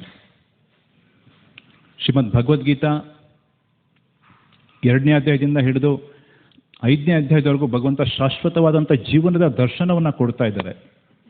4ನೇ ಅಧ್ಯಾಯದ ಪ್ರಾರಂಭದಲ್ಲಿ ಕೃಷ್ಣ ಹೇಳ್ತಾರೆ, ಇಮಂ ವಿವಸ್ವಿತ ಯೋಗಂ ಪ್ರೋಕ್ತವಾನ್ ಅಹಮವ್ಯಯಂ ವಿವಸ್ವಾನ್ ಮನವೇ ಪ್ರಾಹ ಮನು ಇಕ್ಷ್ವಾಕವೇ ಬ್ರವೀತ್. ಈ ಉತ್ತಮೋತ್ತಮವಾದಂಥ ವಿಜ್ಞಾನವನ್ನು ನಾನು ಮೊದಲನೇದಾಗಿ ಸೂರ್ಯದೇವನಿಗೆ ಕೊಟ್ಟೆ. ವಿವಸ್ವಾನ್, ಸೂರ್ಯದೇವ ವಿವಸ್ವಾನ್ಗೆ ಕೊಟ್ಟೆ. ಸೂರ್ಯದೇವ ವಿವಸ್ವಾನ್ ಮನವೇ ಪ್ರಾಹ, ಮನುಗೆ ಕೊಟ್ಟರು. ಮಾನವ ಕುಲದ ತಂದೆಯಾದ ಮನು. ಪ್ರಸ್ತುತ ನಾವು ಅವರ ಮನ್ವಂತರದಲ್ಲೇ ಜೀವನ ಮಾಡ್ತಾ ಇದ್ದೀವಿ. ಮನು ಇಕ್ಷ್ವಾಕವೇ ಬ್ರವೀತ್, ಮನು ಅವ್ರ ಮಗ ಇಕ್ಷ್ವಾಕುವಿಗೆ ಕೊಟ್ಟರು. ಈ ರೀತಿ ಇದು ಗುರು ಪರಂಪರೆಯಲ್ಲಿ ಬರ್ತಾ ಇದೆ ಅಂತ. ಅರ್ಜುನನಿಗೆ ಇವಾಗ ಬಹಳ ಆಶ್ಚರ್ಯ. ಅರ್ಜುನ ಕೇಳ್ತಾ ಇದ್ದಾರೆ, ಅಪರಂ ಭವತೋ ಜನ್ಮ ಪರಂ ಜನ್ಮ ವಿವಸ್ವತಃ ಕಥಮೇತದ್ ವಿಜಾನೇಯಂ ಪ್ರೋಕ್ತಮಾಂ ಅಹಂ ಅವ್ಯಯಂ. ಈ ರೀತಿ ಅವ್ಯಯವಾದಂಥ ಈ ಜ್ಞಾನವನ್ನು ನೀನು ಸೂರ್ಯದೇವನಿಗೆ ಕೊಟ್ಟೆ ಅಂತ ಏನು ಗ್ಯಾರಂಟಿ ಇದೆ? ಏನು ಗ್ಯಾರಂಟಿ ಇದೆ? ಇವತ್ತಿನ ದಿನ ಇದು ಎಲ್ಲರದು ಪ್ರಶ್ನೆ. ನಾವು ಜೀವನ ಮಾಡ್ತಾ ಇದ್ದೀವಿ, ನಮ್ಮ ಜೀವನ ಶಾಶ್ವತ ಇದೆ ಅಂತ ಹೇಳಿದ್ರೆ, ನಮ್ಮ ಹಿಂದಿನ ಜೀವನ ಆಯಿತು ಮುಂದಿನ ಜೀವನ ಇದೆ ಅಂದರೆ ಯಾರೂ ನಂಬಲ್ಲ. ನಂಬ್ತಾರ? ಒಬ್ಬರಿಗೂ ನಂಬಿಕೆ ಬರ್ತಾ ಇಲ್ಲ. ಪ್ರೆಸೆಂಟ್ ಲೈಫ್ ಏನಿದೆ ಇದೆ ಸತ್ಯ ಅಂತ ಎಲ್ಲ ತಿಳ್ಕೊಂಡಿದ್ದಾರೆ ಅಷ್ಟೇ. ಆದರೆ ಕೃಷ್ಣ ಇದನ್ನು ಹೇಳ್ತಾ ಇಲ್ಲ. ಕೃಷ್ಣ ಹೇಳ್ತಾರೆ, ಅರ್ಜುನ ನೀನು ತಿಳ್ಕೊಂಡಿದ್ಯಾ ಇದೇ ಜೀವನ ಅಂತ. ಕೃಷ್ಣ ಹೇಳ್ತಾರೆ, ಬಹುನಿಮೆ ವ್ಯತೀತಾನಿ ಜನ್ಮಾನಿ ತವ ಚ ಅರ್ಜುನ ತಾನ್ಯಹಂ ವೇದ ಸರ್ವಾಣಿ ನತ್ವಂ ವೇತ್ತ ಪರಂತಪ. ಅರ್ಜುನ, ನಾನು ನೀನು ಅನೇಕ ಜನ್ಮಗಳನ್ನು ಪಡೆದಿದ್ವಿ, ಬಹಳ ಜನ್ಮಗಳನ್ನು ಪಡೆದಿದ್ವಿ. ಉದಾಹರಣೆಗೆ ನರನಾರಾಯಣ ಋಷಿ ಆಗಿ ಅವ್ರ ಹಿಂದೆ ಕೃಷ್ಣ ಅರ್ಜುನ ಇಬ್ಬರು ಬಂದಿದ್ರು. ಎಷ್ಟೋ ಜನ್ಮಗಳನ್ನು ಅವ್ರು ಕಳೆದಿದ್ದಾರೆ. ಆ ಎಲ್ಲ ಜನ್ಮಗಳದ್ದು ನೆನಪು ನನಗಿದೆ ಅರ್ಜುನ, ನಿನಗಿಲ್ಲ. ಕಾರಣ ಏನು? ನಿನ್ನ ಶರೀರವನ್ನು ಬದಲಾಯಿಸ್ತಾ ಇದೆಯಾ, ಹಾಗಾಗಿ ನಿನಗೆ ಶಾಶ್ವತವಾಗಿರುವಂಥ ಅರಿವು ನಿನಗೆ ಇಲ್ಲ. ಇದು ಬಹಳ ವಿಶೇಷವಾಗಿ ಮನುಷ್ಯ ಆದಮೇಲೆ ಆಧ್ಯಾತ್ಮಿಕ ಜೀವನಕ್ಕೆ ಬಂದಾಗ ನಾವು ಪಡ್ಕೊಳ್ಳುವಂಥ ಮೊದಲನೇ ಪಾಠ. ಅಕಸ್ಮಾತಾಗಿ ಇದರ ಆಧಾರದ ಮೇಲೆ ನಾವು ಎಲ್ಲ ಆಧ್ಯಾತ್ಮಿಕ ಜೀವನವನ್ನು ನಡೆಸಿದಾಗ ಎಲ್ಲ ಸರಿಯಾಗಿ ನಡ್ಕೊಂಡು ಹೋಗುತ್ತೆ. ಮೊದಲನೇದಾಗಿ ನಾವು ಶಾಶ್ವತವಾಗಿ ಇದ್ದೀವಿ ಅನ್ನೋದು ನೆಲೆದು ನಮಗೆ ಅರಿವು ನಮಗೆ ಗೊತ್ತಾಗಬೇಕು. ನಾವು ಏನು ನೋಡ್ತಾ ಇದ್ದೀವಿ ಪ್ರೆಸೆಂಟ್ ಲೈಫ್, ನಮ್ಮ ಪ್ರಸ್ತುತ ಜೀವನ ನಮ್ಮ ಶಾಶ್ವತ ಜೀವನದ ಒಂದು ಸಣ್ಣ ಭಾಗ ಅಷ್ಟೆ. ಪ್ರಸ್ತುತ ಜೀವನ ಶಾಶ್ವತವಾದಂಥ ಜೀವನದ ಒಂದು ಸಣ್ಣ ಭಾಗ ಅಷ್ಟೆ. ಹೇಗೆ ಇದನ್ನು ಅರ್ಥ ಮಾಡ್ಕೊಳ್ಳೋದು? ಹಿಂದಿನ ಕಾಲದಲ್ಲಿ ಸಿನಿಮಾ ತೋರಿಸ್ತಾ ಇದ್ರು ಟೆಂಟಲ್ಲಿ. ನಿಮಗೆಲ್ಲ ನೆನಪಿದೆಯಾ? ಯಾರು ನೋಡಿದ್ದೀರಾ ಸಿನಿಮಾ ಟೆಂಟಲ್ಲಿ? ರೀಲ್ ಹಾಕ್ಬಿಟ್ಟು ಸಿನಿಮಾ ಓಡಿಸ್ತಾ ಇದ್ರು, ನೋಡಿದ್ದೀರಾ? ನನಗೆ ಚಿಕ್ಕ ವಯಸ್ಸು, ಅವಾಗ ಒಂದು 5th ಸ್ಟ್ಯಾಂಡರ್ಡ್. ನಮ್ಮ ಸ್ಕೂಲ್ಗೆ ಹೋಗೋ ದಾರಿಲಿ ಒಂದು ಸಿನಿಮಾ ಟೆಂಟ್ ಇತ್ತು. ನಮಗೆ ಭಾಳ ಆಸಕ್ತಿ, ಸಿನಿಮಾ ಹೇಗೆ ಬರುತ್ತೆ ಅಂತ ಹೋಗಿ ಅಲ್ಲಿ ಪ್ರೊಜೆಕ್ಟ್ ರೂಮಲ್ಲಿ ಹಿಂದೆ ಬಗ್ಗಿ ನೋಡ್ತಾ ಇದ್ವಿ. ಅಂಕಲ್ ನಾನು ಇದನ್ನು ನೋಡ್ಬೋದಾ ಅಂತ. ಸರಿ ಬಾ ನೋಡು ಅಂತೇಳಿ ಸ್ವಲ್ಪ ಅವ್ರ ಫ್ರೆಂಡ್ಶಿಪ್ ಆಯಿತು. ಒಂದು ಸಿನಿಮಾ ಬಂದರೆ ಒಂದು 4-5 ದೊಡ್ಡ ಬಾಕ್ಸ್ ಬರೋದು. ಒಂದು ಸಿನಿಮಾ ಅಂದರೆ ಒಂದು 5-6 ಬಾಕ್ಸ್ ಬರೋದು ರೀಲ್ದು. ಅದರಲ್ಲಿ 21,000 ಅಡಿ 27,000 ಅಡಿ ರೀಲು ಉದ್ದಕ್ಕೆ ಬರ್ತಾಯಿತ್ತು. ಸೊ ಅದನ್ನು ಪ್ರೊಜೆಕ್ಟರ್ಲ್ಲಿ ಹಾಕಿ ಸುತ್ತಿದ್ರೆ 2.5 ಗಂಟೆ ಸಿನಿಮಾ ಓಡ್ತಾ ಇತ್ತು. ಆ ಪ್ರಕಾರ ಸಿನಿಮಾ ಓಡಿ ಅದೆಲ್ಲ ರೀಲೆಲ್ಲ ಖಾಲಿದ್ಮೇಲೆ ಒಂದು ಸಿನಿಮಾ ಮುಗಿಯುತ್ತೆ. ಅಕಸ್ಮಾತಾಗಿ ಯಾರಾದರೂ ಒಬ್ಬರು ಒಂದು 20 ಅಡಿ ರೀಲ್ ಸಿಕ್ತು ಅಂತ ಇಟ್ಕೊಳ್ಳಿ. ಒಂದು 20 ಅಡಿ ರೀಲ್ ಸಿಕ್ತು ಅವ್ರಿಗೆ. ಅದು ನೋಡ್ಬಿಟ್ಟು ಇಷ್ಟೇ ಸಿನಿಮಾನ ಅಂದರೆ ಹೇಗಿರುತ್ತೆ? ಅದು ತಪ್ಪಲ್ವಾ? ಅದು ಒಂದು ಸಿನಿಮಾ ಆಗಬೇಕಂದ್ರೆ 27,000 ಅಡಿ ರೀಲ್ ಓಡಬೇಕು, ಆವಾಗ ಅದು ಸಿನಿಮಾ ಪೂರ್ತಿ ಆಗುತ್ತೆ. ಆದರೆ ನಾವೆಲ್ಲ ಏನು ಯೋಚನೆ ಮಾಡ್ತಾ ಇದ್ವಿ, ನಮ್ಮದು ಜೀವನ ಇಟ್ಕೊಂಡು ಬರೀ ಒಂದು ಪ್ರಾಯಣ ಅಲ್ಪಾಯುಷ್ಯ ಕಲವಸ್ಮಿನ್ ಯುಗೇ ಜನ, ಆಯುಷ್ಯನೇ ಕಡಿಮೆ ನಮಗೆ ಇರೋದೊಂದು 50 ವರ್ಷ ಆ್ಯಾವ್ರೇಜ್. ಅದರಲ್ಲಿ ಜೀವನ ಮಾಡ್ತಾ ಇಷ್ಟೇ ಜೀವನನ ನಾನೇನು ಓದಿದೆ, ಏನು ಸಂಪಾದನೆ ಮಾಡಿದೆ, ಏನು ಉಳಿಸ್ದೆ, ಇದೇ ನಮ್ಮದು ಯೋಚನೆ. ನಮ್ಮ 30-40 ಸೆಟಲ್ಲಿ ನಾವೇನು ಮಾಡ್ತಾ ಇದ್ದೀವಿ, ನಮ್ಮ 60-40 ಸೆಟಲ್ಲಿ ನಾವೇನು ಮಾಡ್ತಾ ಇದ್ವಿ. ಬಹಳ ಸಂಕುಚಿತ ಮನೋಭಾವದಲ್ಲಿ ಜೀವನ ಮಾಡಿಕೊಂಡು ಇಷ್ಟೇ ಜೀವನ ಅಂತ ನಾವು ಯೋಚನೆ ಮಾಡ್ತಾ ಇದ್ದೀವಿ. ಆದರೆ ಇಷ್ಟೇ ಜೀವನ ಅಲ್ಲ, ಇದ್ರ ಹಿಂದೆ ಅನಂತ ಕಾಲದವರೆಗೂ ನಾವು ಯಾವತ್ತು ಹುಟ್ಟಿದ್ವಿ ನಮಗೆ ಗೊತ್ತಿಲ್ಲ. ಎಷ್ಟೋ ಜನ್ಮಗಳನ್ನು ಕಳೆದಿದ್ದೀವಿ, ಮುಂದೆ ಎಷ್ಟೋ ಜನ್ಮಗಳನ್ನು ನಾವು ಪಡ್ಕೋಬೇಕಾಗಿದೆ ಅಲ್ವಾ? ಸೊ ಇದರ ಒಂದು ನಿದರ್ಶನ ಇಲ್ಲದೆ ಇರೋದ್ರಿಂದನೇ, ಇದರ ಒಂದು ಸ್ವರೂಪ ನಮಗೆ ಗೊತ್ತಿಲ್ಲದಿರೋದ್ರಿಂದ ನಾವು ಅಜ್ಞಾನದಲ್ಲಿ ಬಿದ್ದಿದ್ದೀವಿ. ನಮ್ಮ ಮೂಲ ಅಜ್ಞಾನಕ್ಕೆ ಕಾರಣ ಏನಂದರೆ ನಾವು ಶಾಶ್ವತ ಅಲ್ಲ, ನಮ್ಮ ಜೀವನ ಅಶಾಶ್ವತ ಅನ್ನೋದೇ ಮೂಲ ನಮ್ಮ ಎಲ್ಲ ದುಃಖಗಳಿಗೆ ಮೂಲ ಕಾರಣ ಆಗಿದೆ. ಏನು, ನಾನು ಟೆಂಪ್ರರಿ ಲೈಫ್, ನನ್ನ ಜೀವನ ಏನಿದೆ ಟೆಂಪ್ರರಿ ಅಷ್ಟೇ. ಸ್ವಲ್ಪ ದಿನ ನಾನು ಬದುಕಿರ್ತೀನಿ, ಬದುಕಿದ್ದು ಸಾಯೋದ್ರೊಳಗಡೆ ಎಲ್ಲ ಎಂಜಾಯ್ ಮಾಡಿ ಸಾಯಬೇಕು ಅಲ್ವಾ? ಪ್ರತಿಯೊಬ್ಬರದ್ದು ಮನೋಭಾವನೆ ಏನು? Life is short, make it sweet. ಜೀವನ ಶಾರ್ಟ್ ಆಗಿದೆ, ಅದನ್ನು ಎಷ್ಟು ಸಿಹಿ ಆಗುತ್ತೋ ಅಷ್ಟು ಸಿಹಿ ಮಾಡಿಕೊಂಡು ಜೀವನ ಮಾಡಿ ಸಾಯಬೇಕು. ಇದು ಹೊಸ ಮಾಡ್ರನ್ ಜನಗಳದ್ದೇನು ಕಾನ್ಸೆಪ್ಟ್. ಎಷ್ಟು ಕಾಲ ಬದುಕಿರ್ತೀವಿ ಗೊತ್ತಿಲ್ಲ, ಅಷ್ಟವರೆಗೂ ನಾವು ಎಂಜಾಯ್ ಮಾಡೋಣ. ಮುಂಚೆ ಆದರೂ ಸ್ವಲ್ಪ ಹಣ ಉಳಿಸಿ ಹೋಗೋದಕ್ಕೆ ಪ್ರಯತ್ನ ಪಡ್ತಾರೆ. ನಮ್ಮ ಹಿರಿಯರು ನೋಡ್ಬೋದು, ಸ್ವಲ್ಪ ಹಣ ಉಳಿಸಪ್ಪ, ಜೀವನದಲ್ಲಿ ಮುಂದೆ ಅನುಕೂಲ ಆಗುತ್ತೆ ನಿನಗೆ ಅಂತ. ಇವತ್ತು ಅದಿಲ್ಲ, ಎಂಜಾಯ್ ಮಾಡಿ. ಹೊಸ ಮಾಡಲು ಮೊಬೈಲ್ ಬಂತ ಫಸ್ಟ್ ತಗೋ, ಹೊಸ ಮಾಡಲು ಕಾರ್ ಬಂತ ಫಸ್ಟ್ ತಗೋ. ಕಾರಣ ಏನು? ಜೀವನದ ಶಾಶ್ವತತೆ ಅವರು ಆ ದೃಷ್ಟಿಯಿಂದ ಅವ್ರು ಕಳ್ಕೊಂಡ್ಬಿಟ್ಟಿದ್ದಾರೆ. ಫಸ್ಟ್ ಅವ್ರಿಗೆ ಎಂಜಾಯ್ ಮಾಡಬೇಕು ಜೀವನದಲ್ಲಿ. ಇದು ಏನು ಹೊಸದೇನಲ್ಲ ಇದು. ಹಿಂದೆ ಒಬ್ಬ ಋಷಿ ಇದ್ರು, ಚಾರ್ವಾಕ ಋಷಿ ಅಂತ ಅವ್ರ ಹೆಸರು. ಚಾರ್ವಾಕ ಅಂದರೆ 4 ಮಾತು ಹೇಳ್ತಾ ಇದ್ರು. 4 ಸ್ಪೀಚ್, 4 ಮಾತು ಅವ್ರದ್ದು, 4 ವಾಕ್ಯ. ಏನಪ್ಪ 4 ವಾಕ್ಯ ಅಂದರೆ, ಋಣಂ ಕೃತ್ವ ಘೃತಂ ಪಿಬೇತ್, ಯಾವತ್ ಜೀವೇತ್ ಸುಖಂ ಜೀವೇತ್, ಭಸ್ಮೀಭೂತಸ್ಯ ದೇಹಸ್ಯ ಪುನರಾಗಮನಂ ಕಿಂ ಭವೇತ್. 4 ಮಾತು. ಋಣಂ ಕೃತ್ವ ಘೃತಂ ಪಿಬೇತ್, ನೀವು ಸಾಲ ಮಾಡಿ ಆದರೂ ತುಪ್ಪ ತಿನ್ನಿ, ಅವರು ಮೊದಲನೇ ಮಾತು. ಏನು ಸಾಲ ಮಾಡಿ ತುಪ್ಪ ತಿನ್ನಿ ಅಂದರೆ ಏನಿದ್ರ ಅರ್ಥ ಅಂದರೆ, ನೀವು ಇನ್ಸ್ಟಾಲ್ಮೆಂಟ್ ಆದರೂ ತೊಗೊಂಡು ಮನೇಲೆಲ್ಲ ಸೌಕರ್ಯ ಮಾಡ್ಕೊಳ್ಳಿ ಅಲ್ವಾ. ಇವತ್ತು ನಮ್ಗೆ ಒಂದು ದಿನಕ್ಕೆ 20 ಕಾಲ್ ಬರುತ್ತೆ ಬ್ಯಾಂಕಿಂದ, ಸರ್ ಲೋನ್ ತೊಗೊಳ್ಳಿ ಅಲ್ವಾ. ಸ್ವಲ್ಪ ಏನಾದರೂ ಲೋನ್ ಕಟ್ಟೋ ಎಬಿಲಿಟಿ ನಮಗಿದೆ ಅಂತ ಗೊತ್ತಾದರೆ ಲೋನ್ ತೊಗೊಳ್ಳಿ ಅಂತ ಹೇಳ್ತಾ ಇರ್ತಾರೆ. ನಮ್ಮ ಕಾಂಟ್ಯಾಕ್ಟಲ್ಲಿ ಯಾರು ಕೊಡೋದು? ನಮ್ಮ ಬ್ಯಾಂಕ್ ಅವರೇ ಕೊಡೋದು. ನಮ್ಮ ಬ್ಯಾಂಕ್ ಬ್ಯಾಲೆನ್ಸ್ ಏನಾದರೂ ಸ್ವಲ್ಪ ಇತ್ತಂದರೆ ಬ್ಯಾಂಕ್ ಅವರೇ ಕಾಂಟ್ಯಾಕ್ಟ್ ಕೊಡ್ತಾರೆ ಲೋನ್ ಕೊಡೋರಿಗೆಲ್ಲ. ನೋಡಿ, ಇವ್ರು ಚೆನ್ನಾಗಿ ಇನ್ಕಮ್ ಬರ್ತಾ ಇವರಿಗೆ ಲೋನ್ ಕೊಡಿಸಿ ಅಂತ. ಋಣಂ ಕೃತ್ವ ಘೃತಂ ಪಿಬೇತ್, ಸಾಲ ಮಾಡಿ ಆದರೂ ತುಪ್ಪ ತಿನ್ನಿ. ಯಾಕೆ? ಸ್ವಲ್ಪ ಜನ ಮಾತ್ರ ನಮಗೆ ಬದುಕ್ತಿರೋಲ್ಲ. ಋಣಂ ಕೃತ್ವ ಘೃತಂ ಪಿಬೇತ್, ಯಾವತ್ ಜೀವೇತ್ ಸುಖಂ ಜೀವತ್, ಎಲ್ಲಿವರೆಗೂ ಬದುಕ್ತಿರೋ ಅಲ್ಲಿವರೆಗೂ ಸುಖವಾಗಿ ಬಾಳಿ ಅನ್ನೋದು ಈ ಸಿದ್ಧಾಂತ. ಅದಾದಮೇಲೆ ಭಸ್ಮೀಭೂತಸ್ಯ ದೇಹಸ್ಯ, ಈ ದೇಹ ಯಾವಾಗ ಸಾಯ್ತಿರ್ವಲ್ಲ ತೊಗೊಂಡಾಗೆ ಬೆಂಕಿಗೆ ಬಿಸಾಕ್ತಾರೆ. ಅದಾದ್ಮೇಲೆ ಏನು? ಪುನರಾಗಮನಂ ಕಿಂ ಭವೇತ್, ಮತ್ತೆ ವಾಪಸ್ ಬರ್ತೀವ ಇಲ್ವ ಅಂತ ಏನು ಗ್ಯಾರಂಟಿ ಇದೆ? ಈ ಕಾನ್ಸೆಪ್ಟಲ್ಲಿ ಜನ ಎಲ್ಲ ಇವತ್ತು ಜೀವನ ಮಾಡ್ತಾ ಇದ್ದಾರೆ. ಅದಕ್ಕೋಸ್ಕರನೇ ಯಾರಿಗೂ ಶಾಂತಿ ಇಲ್ಲ, ನೆಮ್ಮದಿ ಇಲ್ಲ. ಹಾಗಾಗಿ ಜೀವನದ ಮುಖ್ಯವಾದಂಥ ಗುರಿ ಅಂದರೆ, ಮುಖ್ಯವಾದಂಥ ಆಧ್ಯಾತ್ಮಿಕ ಮಾರ್ಗದರ್ಶನ ಅಂದರೆ ಶಾಶ್ವತವಾಗಿ ನಾವು ಜೀವನ ಮಾಡ್ತೀವಿ. ನಮ್ಮ ಇಂದಿನ ಜೀವನ, ಇವತ್ತು ಪ್ರೆಸೆಂಟ್ ಲೈಫ್ ಏನಿದೆ, ಇದು ಹಿಂದಿನ ಜೀವನದ ಕಂಟಿನ್ಯೂಷನ್ ಆಗಿದೆ. ನಮ್ಮ ಹಿಂದಿನ ಜೀವನದ ಕಂಟಿನ್ಯೂಷನ್ ಆಗಿ ಬರ್ತಾ ಇದೆ. ಈ ಜೀವನದಲ್ಲಿ ನಾವು ಪಡ್ಕೊಂಡಿರುವಂಥ ಸ್ವಭಾವ ಮತ್ತೊಂದು ಎಲ್ಲ ಹಿಂದಿನ ಜನ್ಮದ ಕಂಟಿನ್ಯೂಷನ್. ಒಬ್ಬ ವ್ಯಕ್ತಿ ಅವನು ಆ ರೀತಿ ಯಾಕಿದ್ದಾನೆ ನೋಡ್ತಾ ಇದ್ದೀವಿ ನಾವು. ಹುಡ್ತಾ ಇದ್ದಂಗೆ ಅವನು ಒಳ್ಳೆ ಗುಣಗಳನ್ನು ಪಡ್ಕೊಂಡಿರ್ತಾನೆ, ಒಳ್ಳೆ ಸಂಗೀತಗಾರ. ಚಿಕ್ಕ ಮಕ್ಕಳು ಸಂಗೀತ ಆಡ್ತಾ ಇರ್ತಾರೆ. ಕಾರಣ ಏನು? ಹಿಂದಿನ ಜನ್ಮದ ಸಂಸ್ಕಾರ. ಒಬ್ಬ ವ್ಯಕ್ತಿ ಹುಟ್ತಾ ಇದ್ದಂಗೆ ಭಾಳ ಕೆಟ್ಟ ದುರಭ್ಯಾಸ ಮಕ್ಕಳಿಗೆ ನೋಡ್ತಾ ಇದ್ದೀವಿ. ಅವರು ಮೊನ್ನೆ ಯಾವುದೋ ಒಂದು ಇದೆ ಯಾರೋ ತೋರಿಸ್ತಾ ಇದ್ರು, ಅವನು ಮೊಬೈಲ್ ಬಿಟ್ಟು ಒಂದು ಕ್ಷಣ ಇರ್ತಾ ಇಲ್ಲ. ಹಾಸ್ಪಿಟ್ಲಿಗೆ ಕರ್ಕೊಂಡು ಹೋಗಿದ್ದಾರೆ, ಫೋಬಿಯಾ ಆಗಿದೆ ಆ ಮಗುಗೆ. 5 ವರ್ಷದ ಮಗು, ಅವನಿಗೇನಾಗಿದೆ? Phobia, mobile phobia. ಅವನು ಮೊಬೈಲ್ ಕಿತ್ಕೊಂಡ್ರೆ ಅವನು ಸಾಯೋ ಥರ ಅಳ್ತಾನೆ. ಇದೇನೋ ಹಿಂದಿನ ಜನ್ಮದ ಕಂಟಿನ್ಯೂಷನ್. ಹಿಂದಿನ ಜನ್ಮದಲ್ಲಿ ಆ ಥರ ಮಾಡ್ತಾ ಇದ್ದ. ಆ ಥರ ಮಾಡ್ತಾ ತಾಯಿನೂ ಅದೇ ಥರ ಸಿಗ್ತಾರೆ ಅವ್ರಿಗೆ. ಗರ್ಭಿಣಿ ಆಗಿದ್ದಾಗ ಅವ್ರು ಏನು ಮಾಡ್ತಾರೆ? ಮೊಬೈಲ್ ನೋಡ್ತಾ ಇರ್ತಾರೆ, ರೀಲ್ಸ್ ಉಜ್ಜಿ ರೀಲ್ಸ್ ನೋಡೋದು. ಮಗು ಹುಟ್ಟಿದ ಮೇಲೆ ಅದೇ ಬುದ್ಧಿ, ಮಗುಗೆ ಮೊಬೈಲ್ ಕೊಡೋದು. ಆ ಮಗುನೂ ಸಹ ಏನು ಮಾಡುತ್ತೆ? ತಿಕ್ತಾ ಇರೋದು, ಉಚ್ತಾ ಇರೋದು. ಸೊ ಇದೇನೋ ಇದೆಲ್ಲ ಹಿಂದಿನ ಜನ್ಮದ ಕಂಟಿನ್ಯೂಷನ್ ಅಷ್ಟೇ. ಸೊ ಈ ರೀತಿ ನಾವು ಹಿಂದಿನ ಜನ್ಮದ ಸಂಸ್ಕಾರವನ್ನು ಈ ಜನ್ಮದಲ್ಲಿ ನಾವು ತೊಗೊಂಡು ಬರ್ತಾ ಇದ್ದೀವಿ. ಅದೇ ರೀತಿ ಶಾಶ್ವತವಾಗಿರುವಂಥ ನೋಟ ಯಾರಿಗಿದೆಯೋ, ಶಾಶ್ವತವಾಗಿ ನಾವು ಜೀವನ ಮಾಡ್ತೀವಿ ಅಂತ ಯಾರು ಅರ್ಥ ಮಾಡ್ಕೋತಾರೋ, ಶಾಶ್ವತವಾದಂಥ ಜೀವನ ಇದೆ, ಈ ಜೀವನ ಹಿಂದಿನ ಜೀವನದ ಕಂಟಿನ್ಯೂಷನ್ ಅಂತ ಯಾವಾಗ ನಾವು ತಿಳ್ಕೊತೀವಿ, ಆವಾಗ ನಾವು ಪಾಪ ಮಾಡೋದನ್ನು ನಿಲ್ಲಿಸ್ಬಿಡ್ತೀವಿ, ಭಕ್ತಿ ಸೇವೆ ಮಾಡ್ತೀವಿ. ಭಕ್ತಿ ಸೇವೆ ಮಾಡೋದಕ್ಕೆ ಪ್ರಯತ್ನ ಮಾಡ್ತೀವಿ.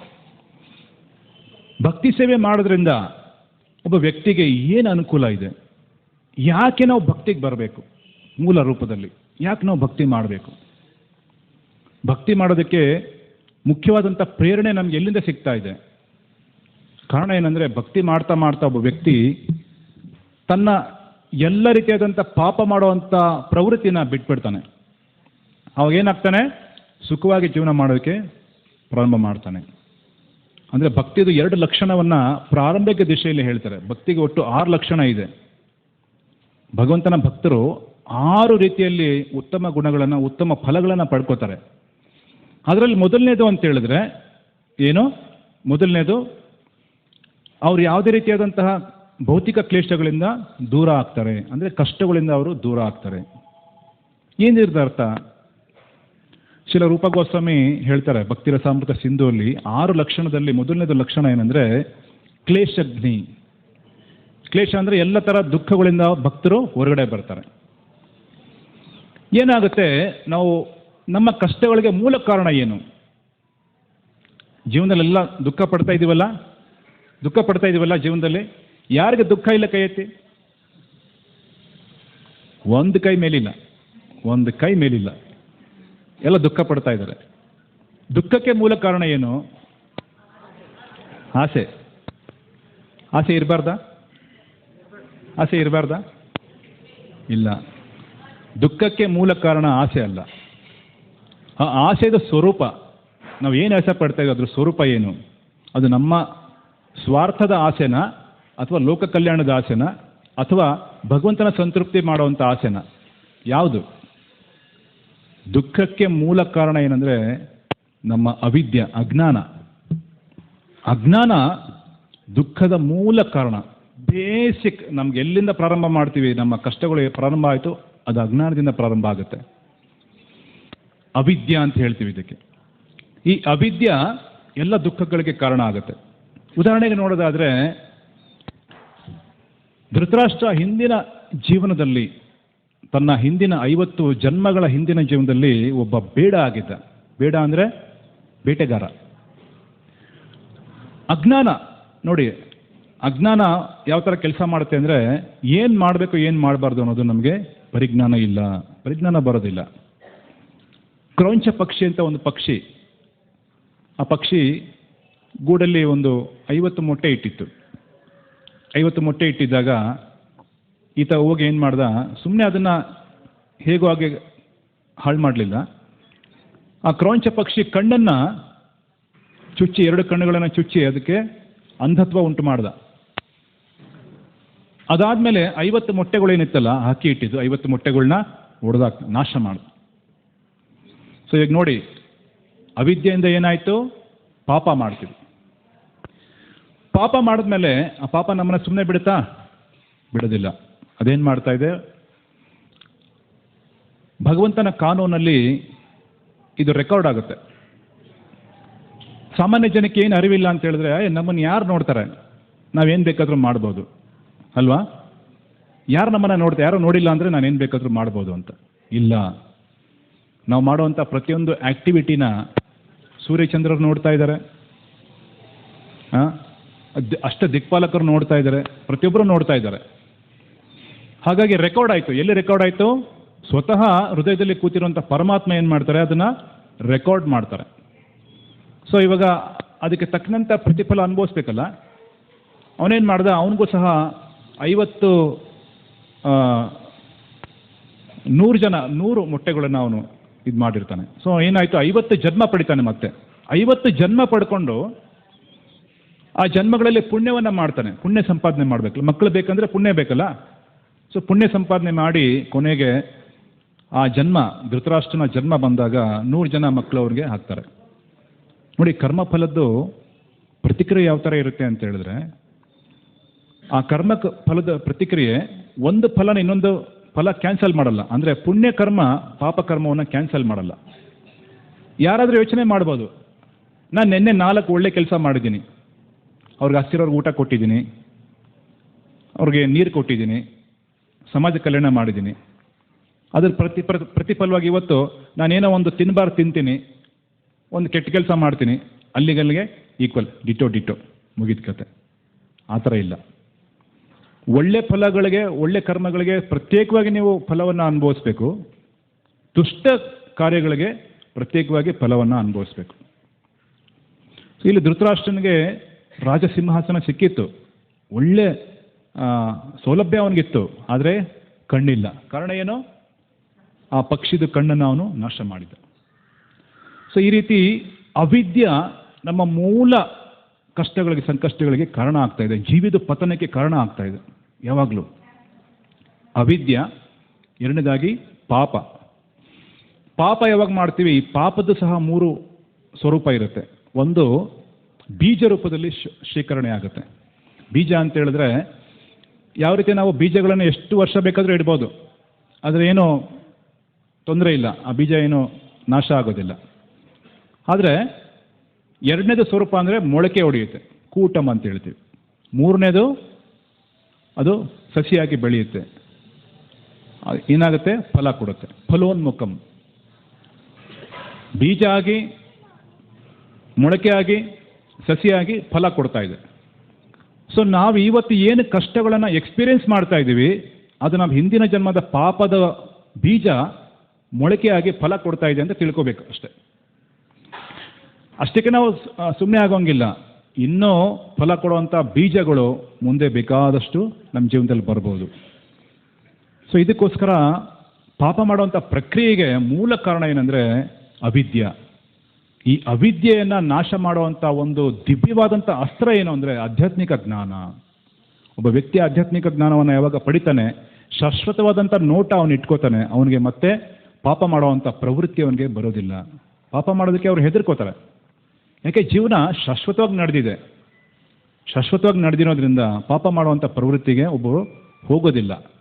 ಅದಕ್ಕೆ ಆಧ್ಯಾತ್ಮಿಕ ಜ್ಞಾನ ಅಷ್ಟು ದಿವ್ಯ ಆಗಿರೋದು, ಪರಮ ಆಗಿರೋದು ಅಂತ ನಾವು ತಿಳ್ಕೋಬೇಕಾಗಿದೆ. ಸೊ ಈ ರೀತಿ ಅನೇಕ ಕಾಲದಿಂದ ನಾವು ಈ ಜೀವನದಲ್ಲಿ ಬರ್ತಾ ಇದ್ದೀವಿ. ಈ ಜೀವನದಲ್ಲಿ ನಾವು ಪ್ರತಿ ಸರಿ ಜನ್ಮ ತಗೊಳ್ಳಿಕ್ಕೆ ಕಾರಣ ಏನು ಅಂತ ಕೃಷ್ಣ ಹೇಳ್ತಾರೆ. ಇಚ್ಛಾದ್ವೇಷ ಸಮುತ್ಥೇನ ದ್ವಂದ್ವ ಮೋಹೇನ ಭಾರತ ಸರ್ವಭೂತಾನಿ ಕೌಂತೆಯ ಸರ್ಗೆ ಯಾಂತಿ ಪರಂತಪ. ಈ ಭೌತಿಕ ಜಗತ್ತಲ್ಲಿ ನಾವು ಜನ್ಮ ಪಡ್ಕೋತಾ ಇದ್ದೀವಿ. ಮೂಲ ಕಾರಣ ಏನು? ಇಚ್ಛಾ ಅಂದರೆ ಡಿಸೈರ್. ನಮ್ಮ ಇಚ್ಛೆಗಳಿಂದ ನಾವು ಜನ್ಮ ತಗೋತಾ ಇದ್ದೀವಿ. 84 ಲಕ್ಷ ಥರದ ಇಚ್ಛೆ ಜೀವಿಗಳಿಗೆ, ಒಂದೆರಡು ಇಚ್ಛೆ ಅಲ್ಲ, 84 ಲಕ್ಷ ಥರದ ಇಚ್ಛೆಗಳನ್ನು ನಾವು ಪಡಿತಾ ಇದ್ದೀವಿ. 84 ಲಕ್ಷ ಥರ ಜೀವರಾಶಿಗಳಲ್ಲಿ ನಾವು ಜನ್ಮ ತಗೋತಾ ಇದ್ದೀವಿ ಅಲ್ವಾ? ನಮ್ದೇನಾದರೂ ಇಚ್ಛೆ ಅಕಸ್ಮಾತಾಗಿ ಮಾಂಸ ಭಕ್ಷಣೆ ಮಾಡಬೇಕು ಅಂದರೆ ಹುಲಿದು ದೇಹ ಬೇಕಾದಷ್ಟೇನೆ, ಏನು ಅಡ್ಡಿ ಇಲ್ಲ.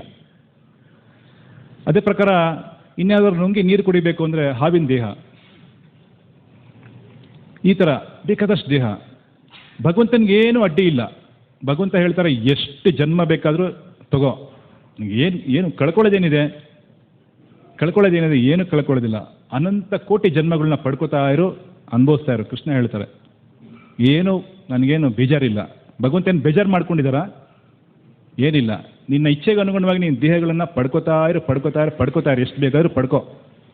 ಭಗವಂತನಿಗೇನು ಅದರಿಂದ ಬೇಜಾರಿಲ್ಲ. ಅವ್ರು ಇನ್ನೂ ಪ್ರೊವೈಡ್ ಮಾಡ್ತಾ ಇರ್ತಾರೆ. ನಮ್ಮ ಇಚ್ಛೆನ ಪೂರೈಸೋಕ್ಕೋಸ್ಕರ ಬೇಕಾದಷ್ಟು ದೇಹವನ್ನು ಕೊಡ್ತಾರೆ. ಆದರೆ ಪ್ರಾರಂಭದ ದಿಶೆಯಲ್ಲಿ ಭಕ್ತಿ ಸೇವೆ ನೋಡಿ ಮಾಡಿದಾಗ, ಯಾರಾದರೂ ಭಕ್ತಿ ಸೇವೆಗೆ ಬಂದಾಗ ಎರಡು ರೀತಿ ಪ್ರಾಕೃತಿಕವಾಗಿ ಅವರು ಬಿಡುಗಡೆ ಹೊಂದೋದಕ್ಕೆ ಪ್ರಾರಂಭ ಮಾಡ್ತಾರೆ.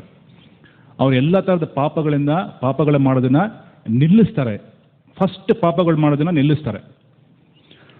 ಆಗ ಕೆಲವರು ಭಕ್ತರು ಬಂದು ಕೇಳ್ಬೋದು ನಮಗೆ, ಪ್ರಭು ನಾವೆಲ್ಲ ಪಾಪಗಳನ್ನ ನಿಲ್ಲಿಸ್ಬಿಟ್ಟಿದ್ದೀವಿ, ಮತ್ತೆ ಯಾಕೆ ನಮಗೆ ಕಷ್ಟ ಬರ್ತಾ ಇದೀವಿ? ಮ್ಯಾಕ್ಸಿಮಮ್ ಕ್ವಶನ್ ನಾವು ತಗೊಳ್ಳೋದು ಜೀವನದಲ್ಲಿ.